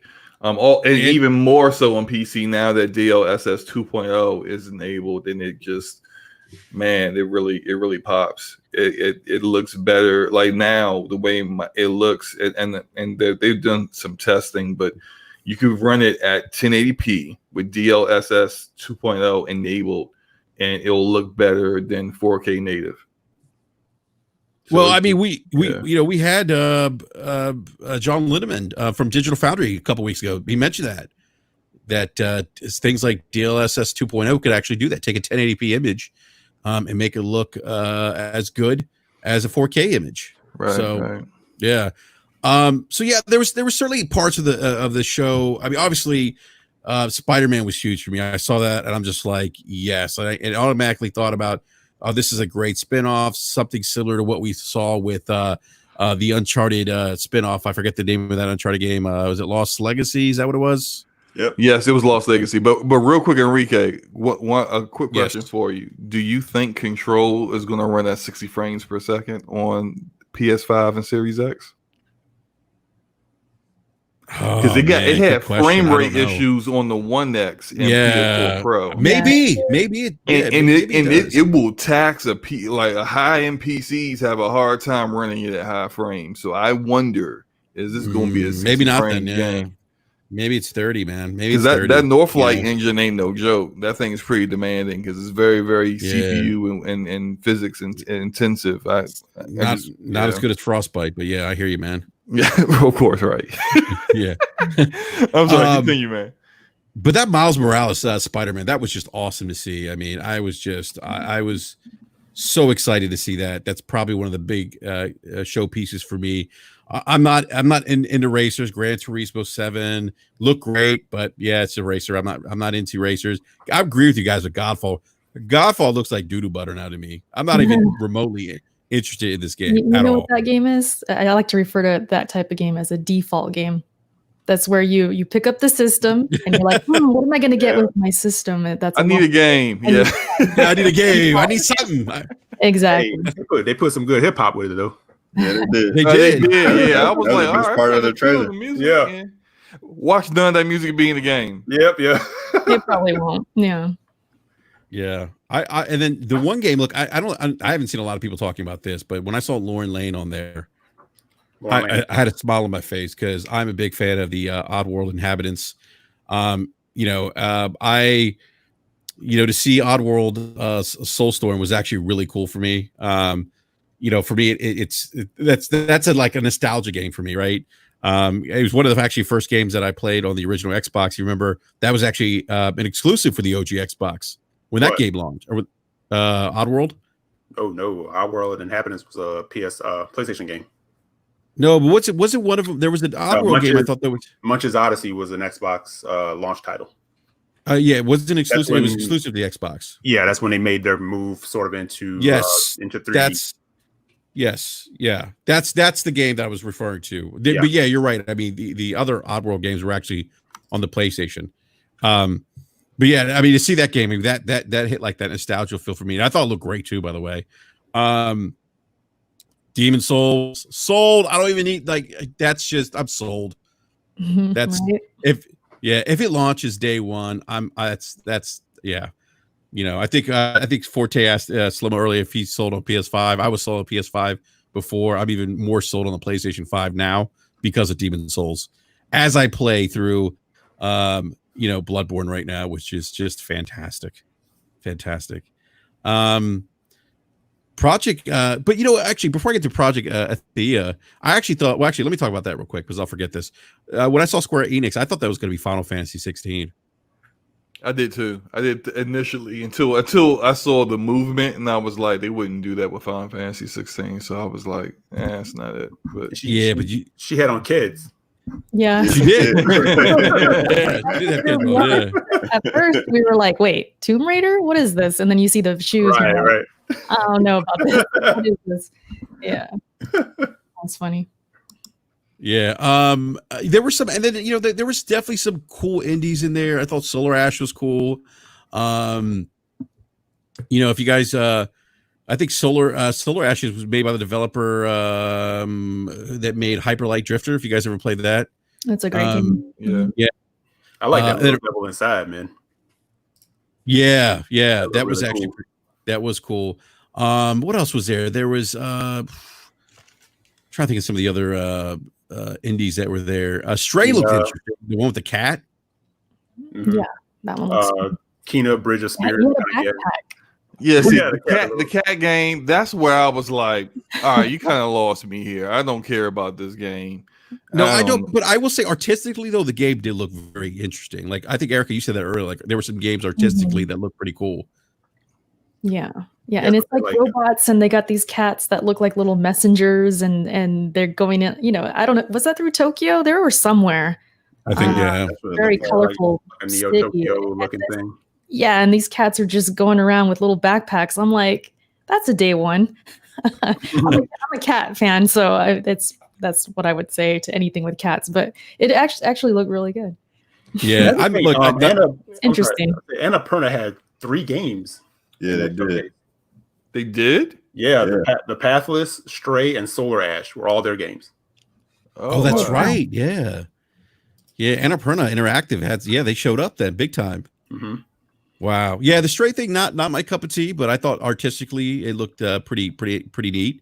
And then we talked about Returnal, which I thought was awesome. Bug Snacks, just that. I said they got a Game Pass fighter game. I was just like that. That's the cousin of Honey I Shrunk the Kids for Xbox. That just man. I was like, hey, Luca seemed to like it though. Oh yeah, Luca was laughing at it.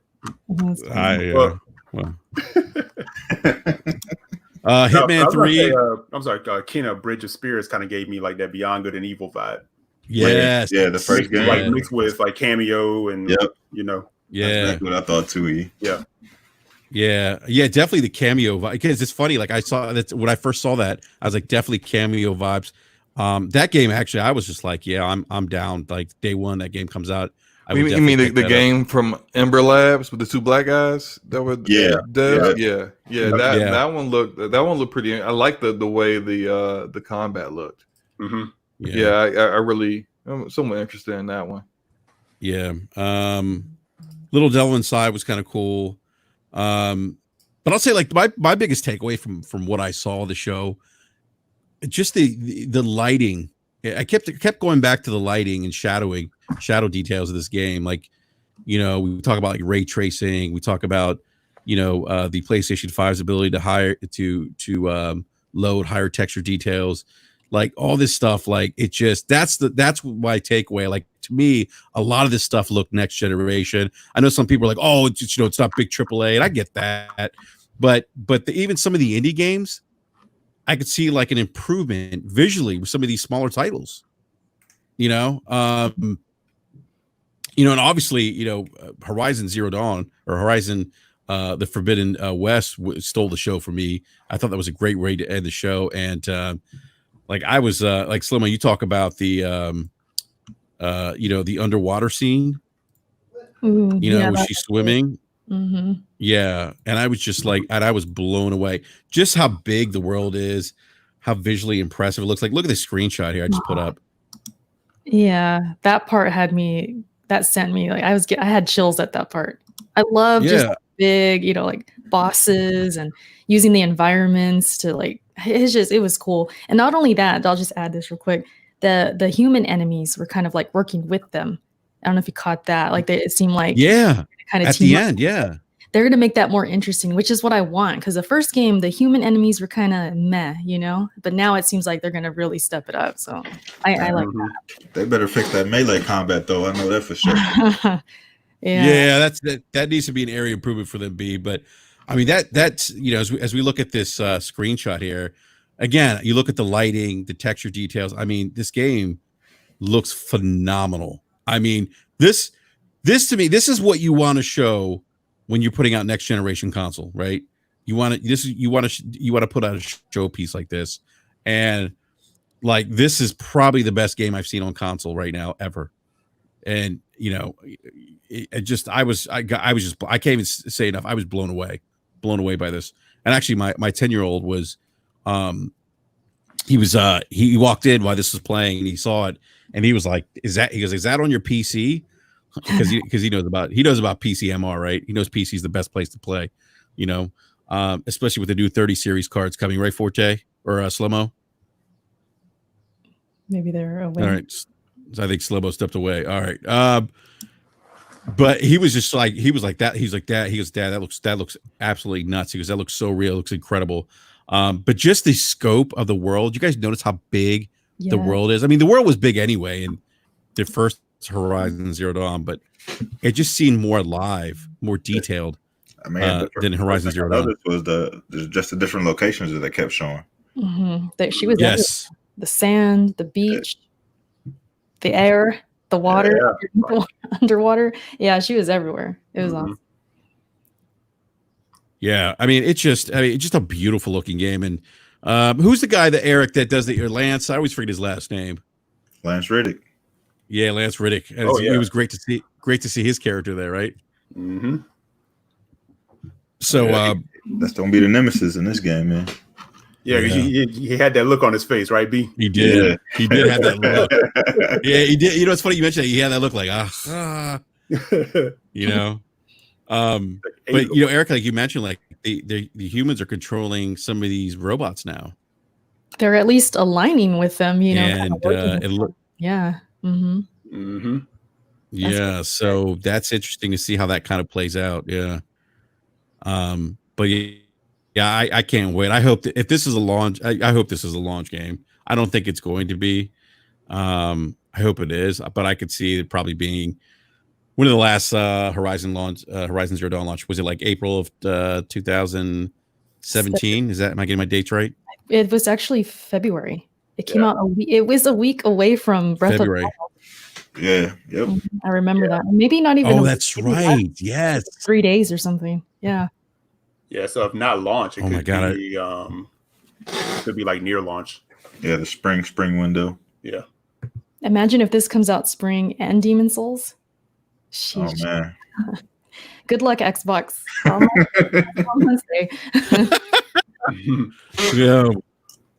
Yeah. Then I'm looking at this still of her being underwater. It looks crazy. Yeah. Yeah, that looks insane. Yeah. I gotta find that still real quick. I thought I had it. I'll send it to you, Enrique. Yeah, send it to me. What was it? It's one of the stills of her when the underwater scene. Oh yeah, that was beautiful. The colors, just a lot. And man, the foliage, the greens. I'm really about like the colors. If stuff just pops, I'm there. I love that stuff. Mm-hmm. Same here. And it really popped in this. I know it's not real gameplay yet, but because the first game was so gorgeous, I'd say it's maybe one of the, if not the best looking game on PS4. So having that already in their record, it's like, yeah, I know this thing's going to look great. Mm-hmm. But I mean, Erica, think about this. I mean, this game, this is a first generation PlayStation 5 exclusive. I mean, like the sky, like we know how talented. And this is what kills me when people are like, oh, exclusives don't matter. That's bullshit. They do matter. You look at the talent of the developers, like Optimus Code has said numerous times on the show, that talent and the talent of the development team and the tools they have trumps hardware, everything. They trumps hardware every day. It comes down to the talent and the tools that these developers have. And Sony's first party, I mean, look at the body work they've done this console generation, and look what they're showing us with Horizon Forbidden West. I mean, and that's only scratching the surface, I'd imagine, of what Sony's first party can probably do with this console. Right. And I'm just like, that's what I'm saying. I'm blown away by this game. I dropped that screenshot in the DM, Enrique. All right, let me see if I can check it out real quick.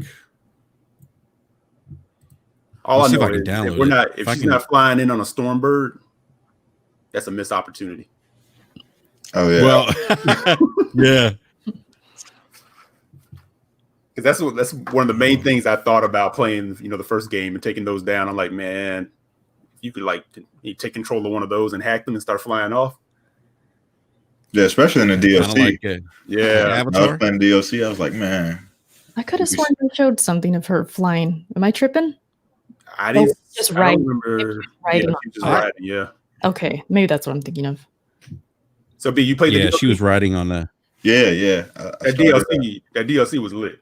Yeah, the DLC was fire, man. Yeah, I think that was like another scenario, like much like Uncharted, where the DLC was actually in a lot of ways stronger than the main game. Yeah, it was more concise. We weren't running around doing a bunch of BS. Yep.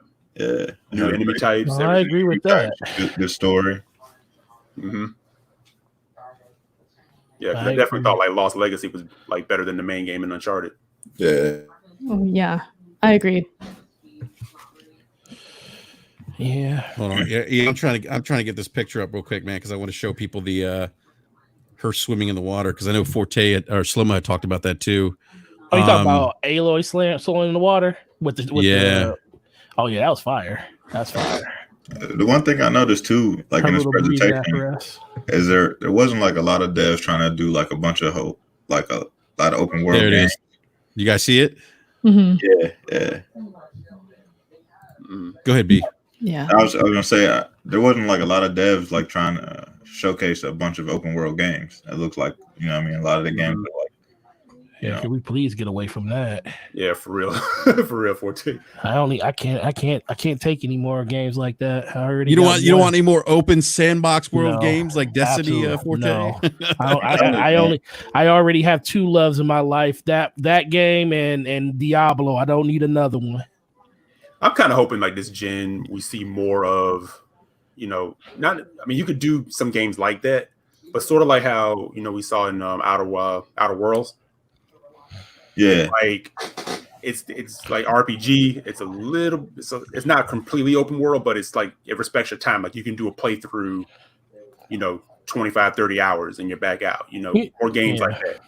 Well, the one thing I do want from Horizon, and maybe it's not Horizon's fault, but maybe it could be, I don't know. But I like that game. I put 26 hours in it before I stopped playing it. And it was because it came out at the wrong time, because Legend of Zelda Breath of the Wild came out literally right after that. And I said, yep, going to play Breath of the Wild because I'm a huge Zelda fan, and I bought my Switch, and that was the reason I bought it on top of Mario Kart. And I beat that game, put over 160 hours in it. And then I told myself, I'm going to go back and finish Horizon.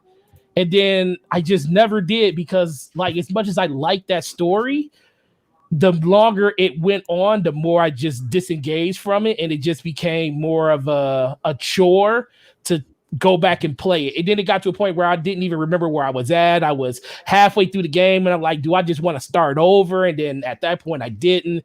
So I kind of just want them to make the story a little bit more interesting and engaging throughout the story, instead of having these peaks and valleys where it's up and down and more slow parts in the middle. I don't know if anybody else experienced that, but that's the only reason, because I literally enjoyed that game up until Breath of the Wild came out, when I stopped playing it, and I never went back to it. I literally have my hand up. Like you're speaking my language right now. The same thing happened to me. That where I bought Horizon first, and then a few days later, Zelda comes out. I put all this time into Zelda, come back to Horizon, but I actually beat it. I forced myself to beat it. Sometimes I felt like I was forcing it. Like, right. It was great. It was a good game, but I feel like I was just so tired of like open world and all of that. So I felt like I did myself a disservice. I didn't see. I don't want to blame Horizon, because it could have been, to me, because I'm tired of open world, but could that been a fatigue? Could have been a fatigue. Just fatigue. Yeah, could have. I just literally played over 100 hours of Breath of the Wild, which is the epitome of an open world game. And to me, it felt like the better game, but Horizon was a little more interesting because it was different. But the fact that I put all that time into a Zelda game that I love, and I love Breath of the Wild, it was like going back to Horizon was like, I really don't want to. And just like you, I tried to force myself to go back and play that game, and I just couldn't do it. Sometimes you can recognize the game as quality, but at that time it's just not for you. Like you just can't play it. Yeah. And I've definitely felt that way. And I actually felt that way for a lot of RPGs for a very long time, just because of how long they were. And I've been wanting to actually go ahead and well, for a long time I want to play Dragon Quest 11, but I just couldn't, because I'm just like, I heard it was like over 100 hours a game. I was just like, nah, man, I'm just not here for that right now. I just can't do it. Right. And so, just sometimes you just like, there is a fatigue. You can recognize the game is very much a very big quality game, but it's just not for you right now. That's how I felt about Control. When I first started playing Control, I was like, this game's good, but I just can't do it right now. Right. That was the same for me, Slow-Mo. I walked away for a few months. Yeah. And when I came back to it, I was like, yo, this game is lit. Yes, when I came back to it, man, I'm doing all the side quests. Yep. I'm getting all the abilities. But that DLC, I was telling Eric, man, the Foundation DLC is lit. Fire, right? Man, I'm enjoying the hell out of the game. Sometimes I just like, cause there's this one like mission where basically it's just like you go into like this pocket dimension and you just go as far as you can, survive as long as you can. And I just go in and just do that mission just to be just going around throwing crap at enemies and shooting headshotting people. And it's just, hey, like, sometimes you need to have, there's a moment for a game for you. And sometimes when the timing isn't right, it just isn't right. That's why, like, I'm definitely getting Horizon Zero Dawn on PC, because like when I played it on PlayStation, like you guys, I was just like, I just wasn't feeling it right now. I'm like, this is definitely quality, beautiful game, probably best looking game I had played with my PlayStation, period. But it's just like, I just don't want to play this kind of game right now. Yeah. Every time this comes up about Horizon and Breath of the Wild, I always think of it as like a testament to 2017. That year was ridiculous. I mean, there was game after game after game. I went from Neo to Horizon to Breath of the Wild. So it was like, it was a crazy. So Erica, wasn't Persona 5 2017 as well? Wait, which one? Persona 5? I believe so. Yeah, because I may have said this to you, Eric. I actually played Horizon Zero Dawn, beat it, and then went to Persona 5 and put 130 hours into that. And I think, Eric, I've told you this. Like, I didn't want to play games for a while. Yeah, I was done. It happens. Like Erica just mentioned, 3 games that actually can take a long time, to complete. That year was crazy. Mm-hmm. That fatigue takes a lot out of you.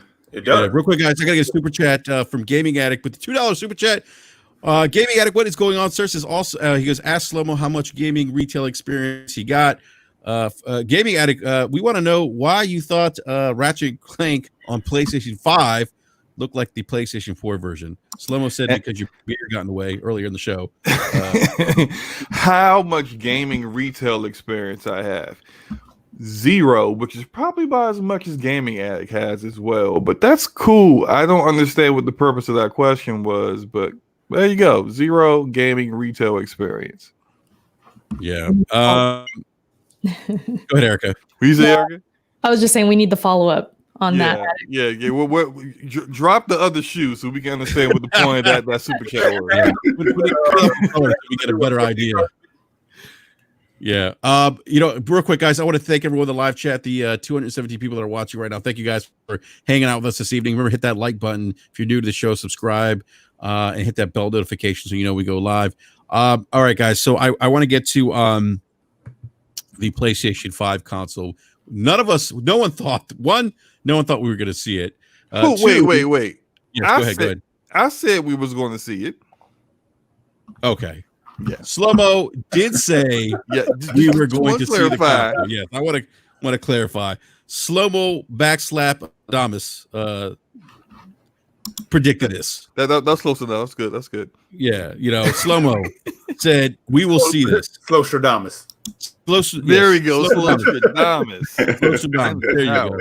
I said it in my video. I don't know if you guys watched it. You did say the video. I said you didn't like we will see the console. We will not get prices. Yes. You were absolutely right. So look, but many of us outside of Slow-Mo didn't think we were going to see the console, much less not just the console, but 2 consoles. And I gotta say, guys, when I saw this console when I saw them throw up the consoles. I was just like, "What is going on?" I'm going to put them up real quick here. Oh, hold on a second. It's not loading up for some reason. Here, there we go. Yeah. Like There we go. There it goes. There it goes. All right, it got stuck for a sec. I was like blown away. I was like, not one, but two. They have a digital PlayStation 5 and the regular PlayStation 5. They showed off the controllers, the camera, the 1080p HD camera, the headsets, the media controller, and I gotta say, I love the look of this console. It looks sexy. It looks like a high-end product. I'm loving it, and it looks. I mean, if you and I was looking at my PlayStation 4 Pro, and I'm looking at this PlayStation 5, and I'm looking back at my PlayStation 4 Pro, and I'm saying to myself, PlayStation 4 Pro, you are gone, sir. You are ugly. You look like the George Foreman grill. I'm getting this sleek BMW 7 Series, if you know what I mean.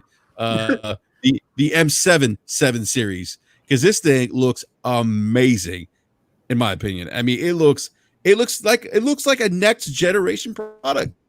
It really does. I mean, Sony. I think hats off to Sony. They did a wonderful job designing this console.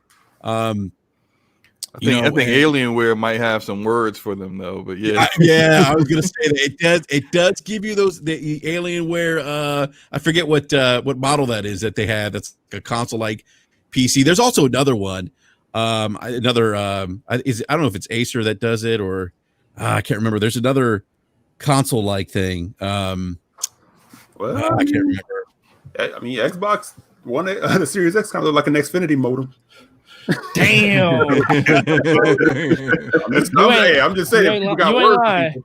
I got one right here. You ain't lying. We got our new consoles look like a modem and a router. Yeah. People are like, what over there? They got their inspiration from Xfinity from Verizon Fios. Both Sony and Microsoft did, but the PS2 to me, this it looked like a car amp for your booming system. Oh, yeah, that is true. That is true. Yeah. Hey, real quick, guys, before we get the opinions from the panel on the design of the PlayStation 5, I do want to get a super chat from Aaron Johnson, the $5 super chat. Thank you, Aaron. So will be Sony's next move to counter, or so what will be Sony's next move to counter Microsoft if that July show hits it out of the park since they showed the console? I have a question for Aaron Johnson. Is that picture Malik Yoba or is he really Malik Yoba? Because he looks like Malik Yoba. If he's Malik Yoba, I would say we have very famous listeners that listen to rap. So. Don't he look like Malik Yoba? All right, it does. But no, about that question, I think they do probably got something in the gun. All right. Let me step back. Go ahead, Eric. No, go ahead. Answer the question. You said they have who has something in the gun. I think Sony does have something to counter. If Xbox has like a big event, they always seem to have something in their back pocket to counter whenever Microsoft does anything. So I think they got something for July. They may wait until after the show to do it, or they may do how they did with the controller and show something like 10 minutes before. Right. Yeah. I think they countered actually. They already got the lockout out before Xbox did. That was the crazy thing. It is true. Yeah, that's true, America. I did not expect that. Yeah. That's a good point. They locked heart the industry before Microsoft did. Now it's like, okay, what's Xbox gonna do? It was a Sony, they're known for this, right? Like you said, they counter, they have something ready for when Xbox does their thing, but it's like they came out the gate and they already got it there. Like that was wild. Yes, they said, you guys want to talk about Phil Spencer? You want to talk about not missing out on price or losing out on price this time? We got something for you. It's called the digital version of the PlayStation 5. Again, who knows how much that's going to cost, but I don't think it's going to cost that much less. I mean, honestly, missing an optical drive is like, no, not even that, like 50. It's going to be $100. They won't price it. $100. That would be $100 less. You got to remember that would be a steal because an optical drive ain't going to cost them no more than like $30-$40 to put in there. But Slomo, you got to remember I believe the estimated cost for manufacturing the PlayStation 5, according to Z Huge, was about $450, $450 to $500, I think he said. So, I mean, it doesn't make sense to me. You say 600. You say 600. I don't think I'm just saying which version of these systems they were talking is the operating cost of this system now. Were they talking about the one without the disk drive for $450? That's a great question. We don't know. But didn't you see a $399 SKU? You hinted at something. I did see a 3, but that could be it. That could be that could be the digital one, the $399. Yeah, it could be. I think so. Could be. I can't see them going a whole $100 less for just the missing optical drive, but I'll take it. I will definitely take it. But the question is this: Slomo, what if it's $399, no optical drive, and it's like 1 terabyte or whatever, and then the other one is 2 terabytes. It's 2 terabyte. With the there was a rumor. Yeah. I'm still going. I'm still going digital one. No. I've already kind of thought because it's actually not even 1 terabyte. It's like what 825 or something. It's gonna be like weird. It's gonna be like 600 and something gigs after the OS. Yeah, right. That's fine. It won't be that low. It will. If they said like 7 something. They said 862, and usually, and it all depends on how they streamline it. PlayStation takes up about 90 gigs of the hard drive. It depends. It actually takes up more than that, doesn't it? It's got a different OS than that's what I'm saying. I'm just saying it's just like Xboxes takes up 2 terabytes, 160 gigs of their hard drive when you first get on the 1 terabyte. So it really just depends on what they look. We are all going to get the extended memory at some point. So this is the question then. Might as well get it in the beginning. So this is the difference. What happens if the all digital has a bigger hard drive than the other one? I would almost think that it would. I think it needs to have a bigger hard drive, but if it's going to have a bigger, then it's going to be the same price. Then it's going to be the same. Hey, real quick, guys. I just want to say a big shout out to the 300 people watching right now. Thank you guys for tuning in. Go ahead, Forte, Slomo. No, I agree with Forte. If it's all digital, no optical drive, but they up the SSD memory, it's going to be the same price. It's going to be the same price. One. Yeah, it's going to be they'll both be the same price, just different. You get more storage, but no optical drive. The other one has optical drive, a little bit less storage. Yeah, they'll be same price if that is the case. What if you want and more storage? You're kind of out of luck then. They'll probably. Well, they already said that they'll have aftermarket storage solutions that you could buy later to upgrade. But I mean, that's the one thing about this whole SSD that we don't really truly know. It's all ambiguous just for the fact that they haven't came out and said what the third party option is going to be. They did say there will be one compared to Xbox already came out and said that we're selling these day one. This is what they look like. And what they said, like Xbox is partnered with Western Digital with Seagate. Seagate, my bad. Seagate to get their proprietary external drives, storage, their NVMe SSD. Sony is basically saying you can get. We have approved ones. Like you can get your own, but whether it's going to work or not, whether it's fast enough to work with this or not, is all depending upon how fast that actual extendable memory is. And so, yeah, we won't know yet. I'm pretty sure there many manufacturers are out there trying to, because this is going to be a big market, for PS5 and for people who are going to make those coming into the next generation. So I'm pretty sure there are multiple companies trying to get theirs out, and they're just going to say, "Hey, look, this is fast enough; it works." And I'm telling people that's why I've been telling people, if you have external hard drives now, if you got like extra ones I would put, if I was everybody, I would start putting my stuff on the internal memory, because you won't. They already said, well, especially on the Xbox side, they already said that you won't get the benefits of the new system on the old hard drives. You'll be able to store the games and play them, but you won't get the fidelity differences that you'll get with it. So if you got hard drives, I would get ready to start trading those things in, because most of those four terabyte hard drives and ups, they're giving you $50 to $60 for each one.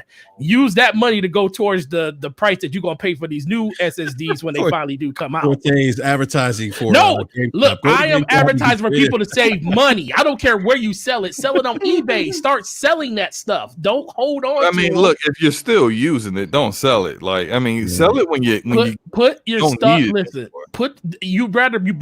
Listen, you're better off selling it now when people need them, when they won't need them later on. Yeah. Hey, I got a question though for you guys.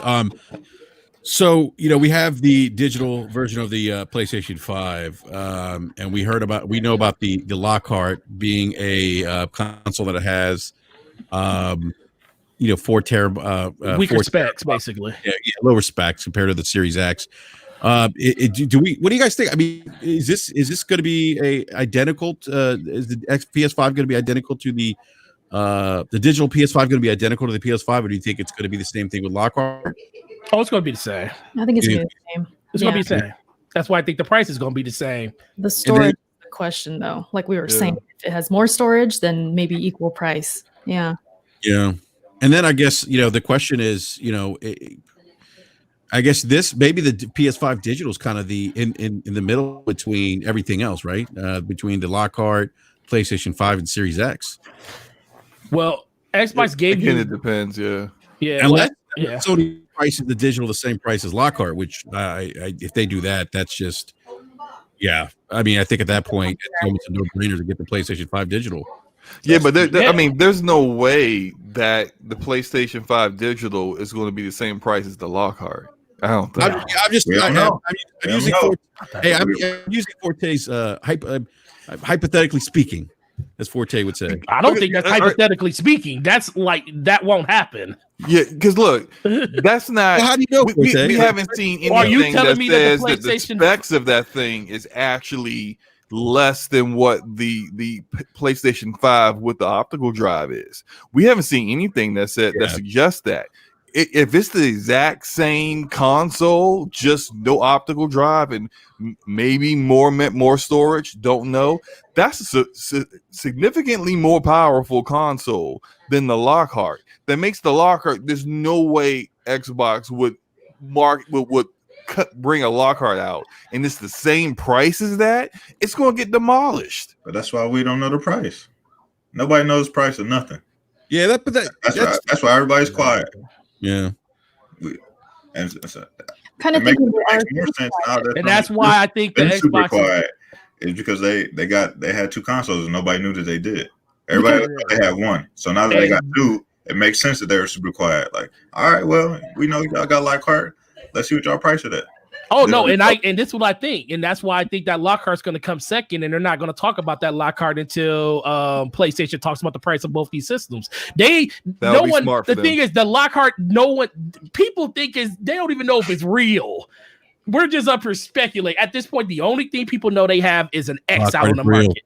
If the Lockhart, real, I believe it's real, but the perception is for everybody that the world does not know it's real. A lot of people like us in this circle believe it's real, but they haven't put pen to paper on that thing yet. So they're sitting there like, we're going to release this system, our X first.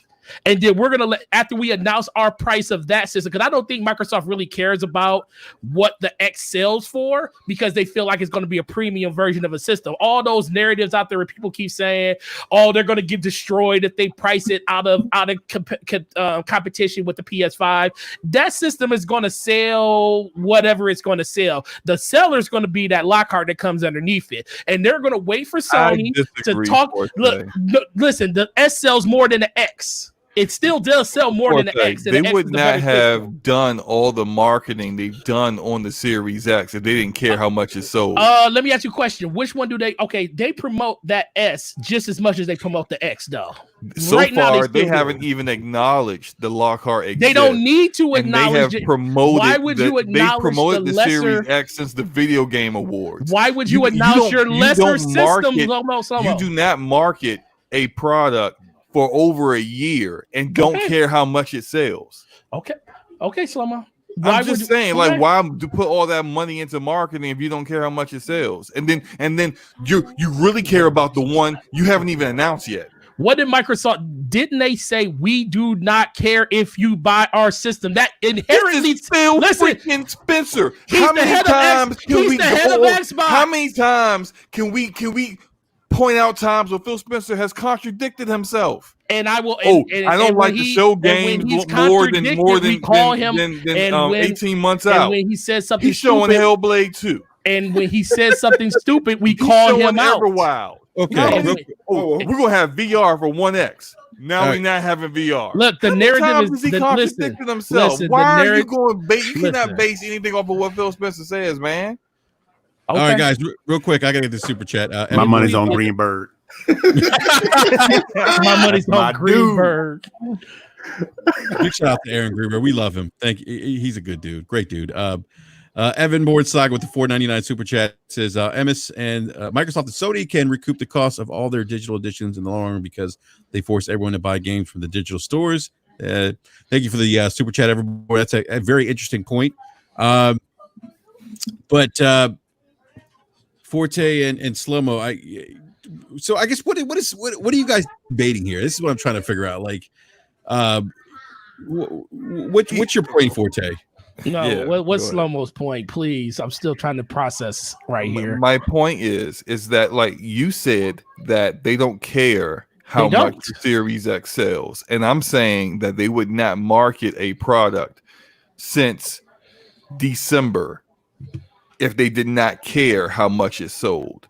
And Phil Spencer saying that what he said to clarify his comments was his job isn't dependent on how many Series X's he sells, because of course their games are on PC, on mobile, on Series X, on Series S soon, 1X, 1S, a toaster, a microwave, whatever you can get to actually play games on. They're going to have their games on. Samsung TVs too. So he knows that his job isn't dependent upon that selling. That said, that doesn't mean we don't care. That's like the complete opposite. Like not saying I don't need this to sell in order to keep my job doesn't mean I don't care if it sells or not. That's two different things. Okay. And they shouldn't, if you don't care if it sells or not, you wouldn't waste the marketing money on it. You would market to what you actually care to sell. And they've been marketing the hell out of the Series X. They are marketing it to the people that are going to buy it regardless. Okay. All right. Real quick. I want to go to Erica here real quick. Erica, we have the pictures of the both PlayStation 5 consoles, the accessories. What are your thoughts? Okay. The console itself, I don't love it. But I don't hate it. It's one of those things where it's like you said, it looks really futuristic. It does. I compared it earlier to like a new car. It looks like a futuristic car, but I wouldn't personally drive it. It's like, it's one of those things you take a look at it, you do a double take, like, wow, that's futuristic. That looks, brand new and high tech and whatever, but it's not what I would personally drive. But see, this is, of course, I'm going to game on it. And I might warm up to it as time goes on, because that's what happened with the controller. At first, I was kind of like, and then over time, it grew on me. But I do think without the disc, it looks way better, because with the disc, it just kind of bulges out and it doesn't look symmetrical, doesn't look as clean and as fresh. I think without it, it looks better. But I knew it was going to be white, just all the teasing it was doing. Remember, it was showing the buttons like we talked about throughout the show. It was blue, it was white, it was black. It was like, it's constantly going through those colors. And then with the controller being white, I was like, yeah, this thing's probably going to be white. but having the black through the middle, it comes off as kind of like a router. It kind of does. Does have router vibes, yes. Yeah, very much. But you can tell like this thing is going to be big. It's going to be tall. And I usually don't put my consoles vertical like that. So I would probably prefer it horizontal. And I don't know if you have that picture, but it does make it look a little bit better on the eyes for me when it's horizontal, because the disc is like on top and it gives it like a different look. But like I said, I don't love it. I don't hate it. It's just kind of like, okay, especially when you take a look at the Xbox and then you look at this, it's like, okay, Xbox is very safe. It looks like a little PC. It's just all black. It's a box. And then you go to this and you're like, damn, okay, this is futuristic. It looks like next gen. Like it's got that look to it. I just don't really like it. and I hope it grows on me. You know, I typically do like white looking electronics and stuff. Like I think it looks clean. I had the white PS4 and I was really happy with it.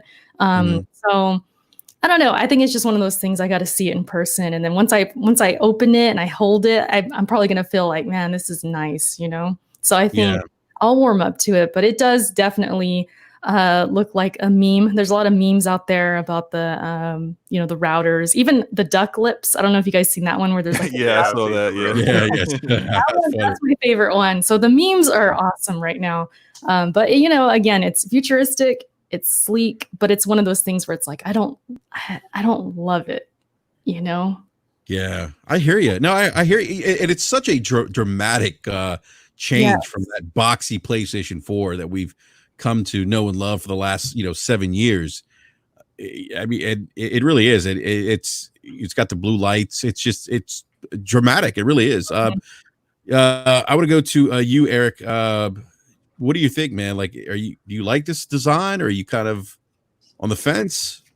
No, I think it looks really sleek, and for me, it fits into what Sony's wheelhouse is when it comes to their console designs. It looks like a game console, that they would put together. But I don't know. Maybe I don't know if you guys will agree with me on this. Yeah, we want to see it. We like to look at the form factors, but in most cases, we put it in our entertainment center, and then we're looking at the screen the whole time. Right. Yeah, that's true. I don't see my wife coming in the room and I'm sitting like, Indian crisscross applesauce in front of my my entertainment center. She said, "What you doing?" I'm like, "I'm just looking at my console." That's just not how it works, So once we get it, we look at it, we check it out. Sure is beautiful. We hook it up, it goes down there, and then that's pretty much a wrap. Yeah. So my only concern is, how will it function? Is it going to be quiet? Yeah. That's my main concern. Big deal. The whole quiet thing. Yeah. I don't want it to sound like the PlayStation 4 Pro when I'm playing God of War, and it sounds like I'm about to, like the SpaceX rocket's about to launch off from my house. Yeah. But as far as like a design, it's definitely it's different. It's bold. It kind of, I get the impression, Microsoft designed what they did for function. That's what we hear, like, from Digital Foundry. It's put together to push, to be cool. And, hats off, to Microsoft as far as how they've evolved in console design, from, the OG Xbox One to now. I think they did a really good job with that. I definitely like how the Series X is just pretty sleek and minimalistic. But at the same time, this is minimalistic. It just has very clean, sharp lines. It's just a completely opposite look. That's a cool thing. If it's any indicator about where these two companies are trying to go, it seems like one is definitely trying to move at a slower pace as far as moving out of what we know traditionally as console gaming, and moving into like that new thing. One is kind of, you see the DNA of both. You see one that understands like how the console thing works, and they're kind of staying with that. One is kind of pushing you towards whatever the future may be. It's just interesting to see where these companies are going. Yeah. Two different philosophies in a lot of ways. It's a great point, man. It's a great point. Excellent point, E. B, what are your thoughts, man? Day one, B? Oh, man, day zero, man. I've been told y'all I was there regardless. Just from when we first saw the controller, I thought they were going with like a futuristic look. And then, actually seeing the console, it definitely went with the futuristic look. You know what I mean? Like Erica said, it kind of reminds you of like a concept car. You know what I mean? If you look at, any art designer or whatever who's ever done concept cars or whatever, that's what it kind of reminds me of. You know what I mean? The two-tone look. You know what I mean? It's got the blue stripe in there, repping that PlayStation. So I'm there day zero, man. Yeah, no doubt, man. No doubt. Let's go to Gaming Forte. Forte, you're not gonna be able to keep these things on your store shelves. I know your buddy, I forget his name now. What's his name? Jeremy. Yes, Jeremy. Which hey, we gotta get him back on the show. He'll be on next week. Can we get him on next week? He'll be on next week. All right, let's get Jeremy on next week. The official Brap Sony rep will be on next week. And yeah, so what do you think, Forte, man? All right, what do you think of the design, man? Yay, nay? No, I like the design. It looks like an Alienware tower. For me, it comes down to this. One company is just trying to get you into an ecosystem, and they don't care how they do. So the box is basically just plain. It's form over function. I mean, it's function over form. Another company is the face of a company, and this is what you see when you think Sony. You think PlayStation. So we have to have something out in front that is so next level looking that it just the look of it alone gravitates people in. Not the name itself does that, but when you put like something like this as the poster, it does it even more. And I see people just, even if you put both systems next to each other and you ask them which one, even which one looks more powerful, this one looks more powerful than the X just because it's a square rectangular box. You know, just this looks like it could be something even more capable than what the X is going to be. So I like the design. I like the look of it. It looks real sleek. I'm happy that I won a free game because this system is, like I said, it was going to be all white with a little bit of black in it. But no, man, they made a really good decision. I like how they teased it. That's the number one thing I really love towards the end, just how they went about revealing the console itself.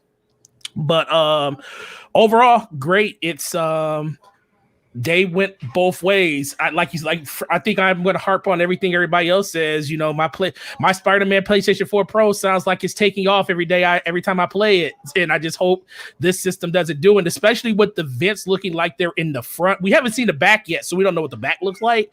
But if those are vents in the front, oh boy, please don't let those vents be super loud because that's going to be shooting right at you and everything. But if those vents are in the front, please be quiet. That's all I really care about. I don't know, man. This will fit perfectly. I understand what everybody's saying about you don't look at your system once you have it and it's there. But the one thing I always do, even not when I'm playing, when you're not playing, you're not paying attention to it. But whenever I walk by my entertainment system, every once in a while, I glance and I see that red Spider-Man system and it sticks out like a mug. And I'm like, what was I thinking? But then I remember it's a Spider-Man system and I know it's amazing and I'll never get rid of it. This system will probably stand up. I will keep it standing right next to the X. I think this system is meant to be stood up the way it looks. I think it has a better profile that way compared to the one where it was on the side. It looks more traditional, but it just kind of takes away from the appeal of the system to me. But that's just, that's going to be to the end user's discretion at that point. But thumbs up, man. I give it 9 out of 10 easily. This thing is going to sell itself. It was going to sell itself regardless. But once people see this on posters, they're going to think this is the most powerful system that was ever made. Just off the look of it, I guarantee it. All right, cool, man. Slow-mo, what do you think, sir? Yo, the system looks good. And I actually remember when they first showed the DualSense, and I was like, I said, yeah, this is going to look really, really amazing. It's got the futuristic look. It reminded me of, for some reason, when I looked at the DualSense, it reminded me of Detroit Become Human for some reason. Yep. Just with that, with the blue and the aesthetic and that futuristic, like, just look, and I'm just like, you know what, this console is going to look. It's definitely going to have the same color scheme, and it's really going to look futuristic. I think they really nailed it. I thought the console looks great. It's kind of a departure from how their previous consoles have looked. And I know I've heard some people say things like, well, it looks like a melted PS2, looks like a melted 360. Yeah, and that's funny. But I think this is it's a bold choice. And I know, like for Erica's like, it's okay, but like it's when you make bold choices, you're gonna get people who don't like it, and you're gonna get some people who love it. And for me, I love it. I think it looks amazing. I can't wait to have that standing up on my entertainment center. Like that's the way it looks. And as far my concerns were really less with the aesthetics and more of some of the things you guys have already mentioned. How's it going to sound? It just like all that kind of stuff with the fans, and is it going to be really loud? And I understand, like, I would rather it be loud than overheating, and then ended up needing to get replaced because the cooling isn't good enough. So I get that, but please, your competition not only cools their system, but then also has it being whisper quiet. So you gotta, when your competition steps it up, and when it comes to the hardware design like that, you gotta do the same thing. And so that's where that's still a question mark. We're not going to get answered until, of course, sometime down the road. But I think it looks great, and I will echo Forte 9 out of 10 as far as design goes. Yeah, no, I would agree with the 9 out of 10. I agree with you, Slow-Mo. It would be kind of a at least for me, it would be annoying if they didn't solve that. It wouldn't mean that I wouldn't buy the console, but it would be kind of annoying if they didn't solve the heat or the fan issue, like with the PlayStation 4 Pro. Like when you're playing games that are very taxing on that system, that thing sounds like it's supposed to fly out from under your entertainment system. Or it sounds like it's going to die. Like it ain't going to make it. Right? You're like, should I be concerned? I don't know. All right, good buddy.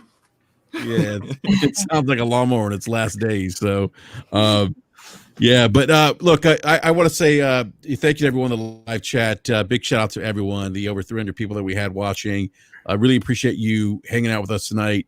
And I just want to say we are close. Look, this has been a grind. I've been doing this for 5 years now, which is crazy. It'll be 5 years in October that BRAP has been around, and we couldn't do this without the support of those that come here every week to listen to us rant about video games. But we're almost at 2,000 subscribers, so please hit that subscribe button. We're almost there. I think we're about 50 subscriptions away from 2,000 subscribers, which would be awesome to hit. And as always, we certainly appreciate your support. So thank you again. It means the world to us. So on that note, I do want to give a special thanks to Eric Cuts for the win. Erica, thank you so much for hanging out with us tonight. Definitely appreciate it. Glad you could come back. We were supposed to have you on last night, and we had some technical difficulties. Yeah, I mean, it happens. Like I said, it was my pleasure. I had a lot of fun. You guys, it was kind of confusing, the Forte versus Slow-Mo, but it was fun. It was entertaining, and just to experience what we experienced today and talk about it with you guys, it was a good time. So thanks again for having me. I apologize on Forte's behalf. What? Why is that? Why are you apologizing for me? Because you did all the confusing. Okay, and so you confused our guest. First time, Erica's been on the show. She come in, you saying all kinds of crazy nonsense. I'm trying to talk you down off the legs. You just getting even crazier. It's just there will be a video on this topic going up tomorrow, so don't worry about it. It will be very precise. It will be. It will be very much so. They always are. What you talking about? And Erica, I may stream the next day or so. Okay. May stream for Bloodborne. I'll let you know. Yeah, definitely let me know. I always pull up to the Bloodborne streams. I'm a simple girl. I see Bloodborne, I click it. I'm there. It's so good though. I think Enrique should do a Path to the Platinum stream. Oh Lord, that would be nice. Yes, do it. I tell you what, that's the kind of time I don't have, man. I don't have time to oh man, you can do it, man. 2 hours a day, hour and a half here, hour and a half there. We ain't trying to tell you to be Kid Smooth or anything. Yeah, so you get those chalice dungeons, and it's like, ugh. Yeah, right. Erica, did you platinum the game? I was 1 trophy away. The dungeon in the game, there was one I was held up on, but I got close. Do you still have your save to be able to go still do it, or you got to redo the game to do it? No, I should. Yeah, I should be able to. Oh, okay, cool. Yo, but before we walk out, man, I want to give this woman the biggest shout out ever. Erica is one of those people that everybody should follow. She does an amazing job. She's PlayStation centric, but she doesn't fanboy on any side. I love her content. Support her over on Twitch because that's where all that hard work goes in over there. You know, I really love what you have to do and what you say for your community and stuff. And I don't think you have enough support, and I feel like you need more than what you get. So everybody in this chat, if you haven't been over there, make sure you go hit that up, man, because she's one of the people on PlayStation that I admire the most because they're all about the games, and that's all that really matters. I appreciate that. I think these days I'm a little more on the PC side. You know, I was gonna say, ain't no wrong with that. I didn't think Erica is PlayStation centric these days. I went to the side a little bit, but I really do appreciate those words, though. Oh no, I'm PlayStation centric too, but you know, Fourth information is so outdated. Like, Erica really loves her PlayStation 3. Look, if we was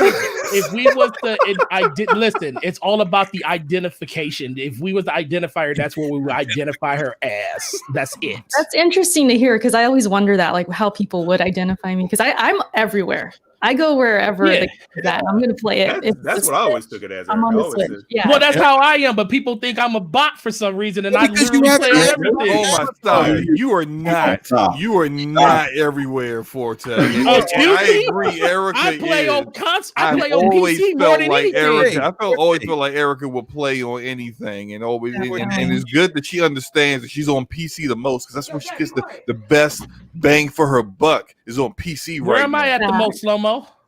I don't even know, man. You say you play games, but I don't see no trophies on PlayStation. So. What's your trophy score? What's your trophy score, please? Okay, we're not. Time out. Okay, last time I checked, I got a higher score than you. Okay, I remember. I have a question for a guest, Erica. What is the best? Where's the best place to play games right now? Oh, it's definitely PC. You know the thing is, I was a console gamer forever. Everyone knows this. I used to joke around that I was on the master race because I got the games first. You know, PC master wait. They got to wait for the games. I used to make those jokes all the time. And if I can do it, anyone can do it. Just hopping over to PC, playing these games at higher frame rates, G-Sync monitors. I think I got the G-Sync monitor that really changed absolutely how I look at everything. It is just. It's beautiful. Yeah. So, hey, Erica, what's your build? What's your build looking like? I got the 1080 Ti and nice. the Ryzen 3600.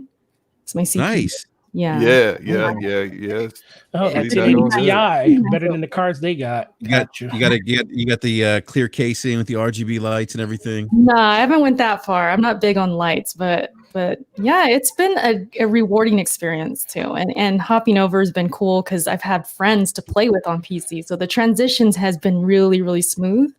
And I always have help anytime I have an issue. And it's been really cool. It's worth it. I'll just say that for anyone out there who's just on console and you just don't want to make the jump, have an open mind and give it a shot. If you get the opportunity, I say it's way worth it.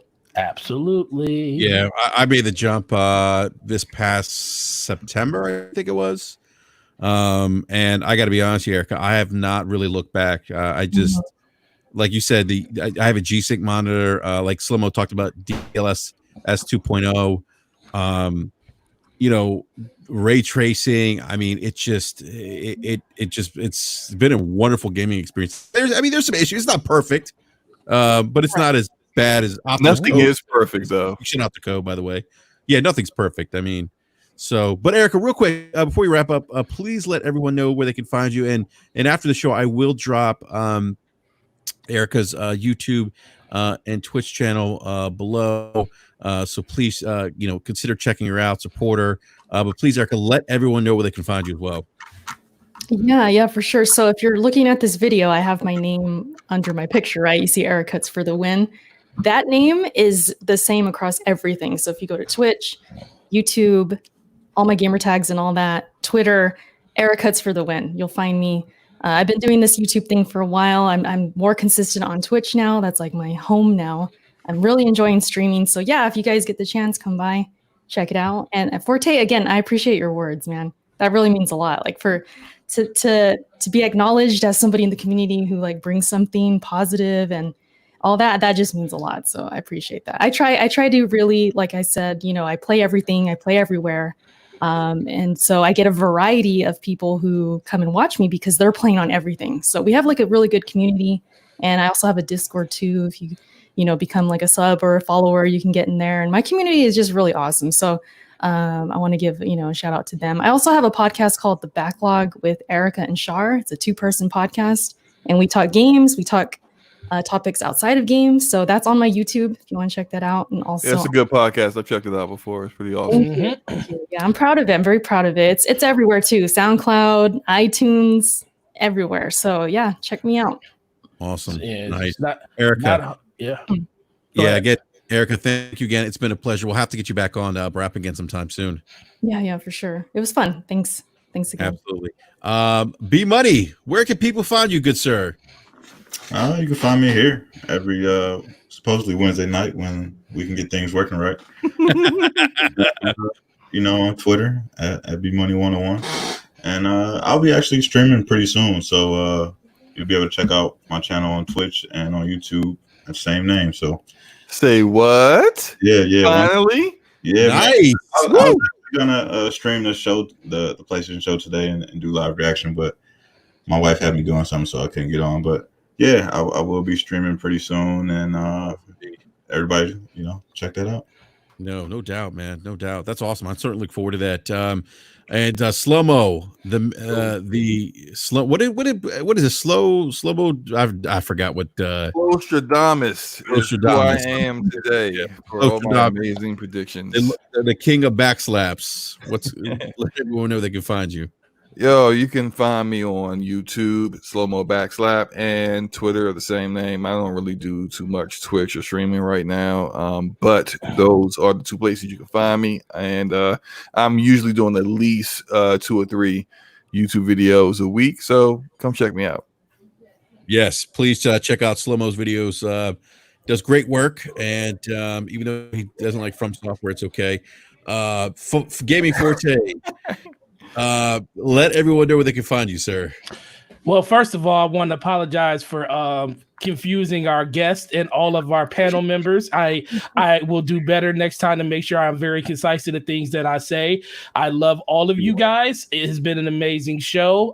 Shout out to everybody in the chat. You can check me out at Gaming Forte on YouTube and Twitter. Videos going up. Video went up earlier today. Most of the stuff in it was wrong because it was wrong.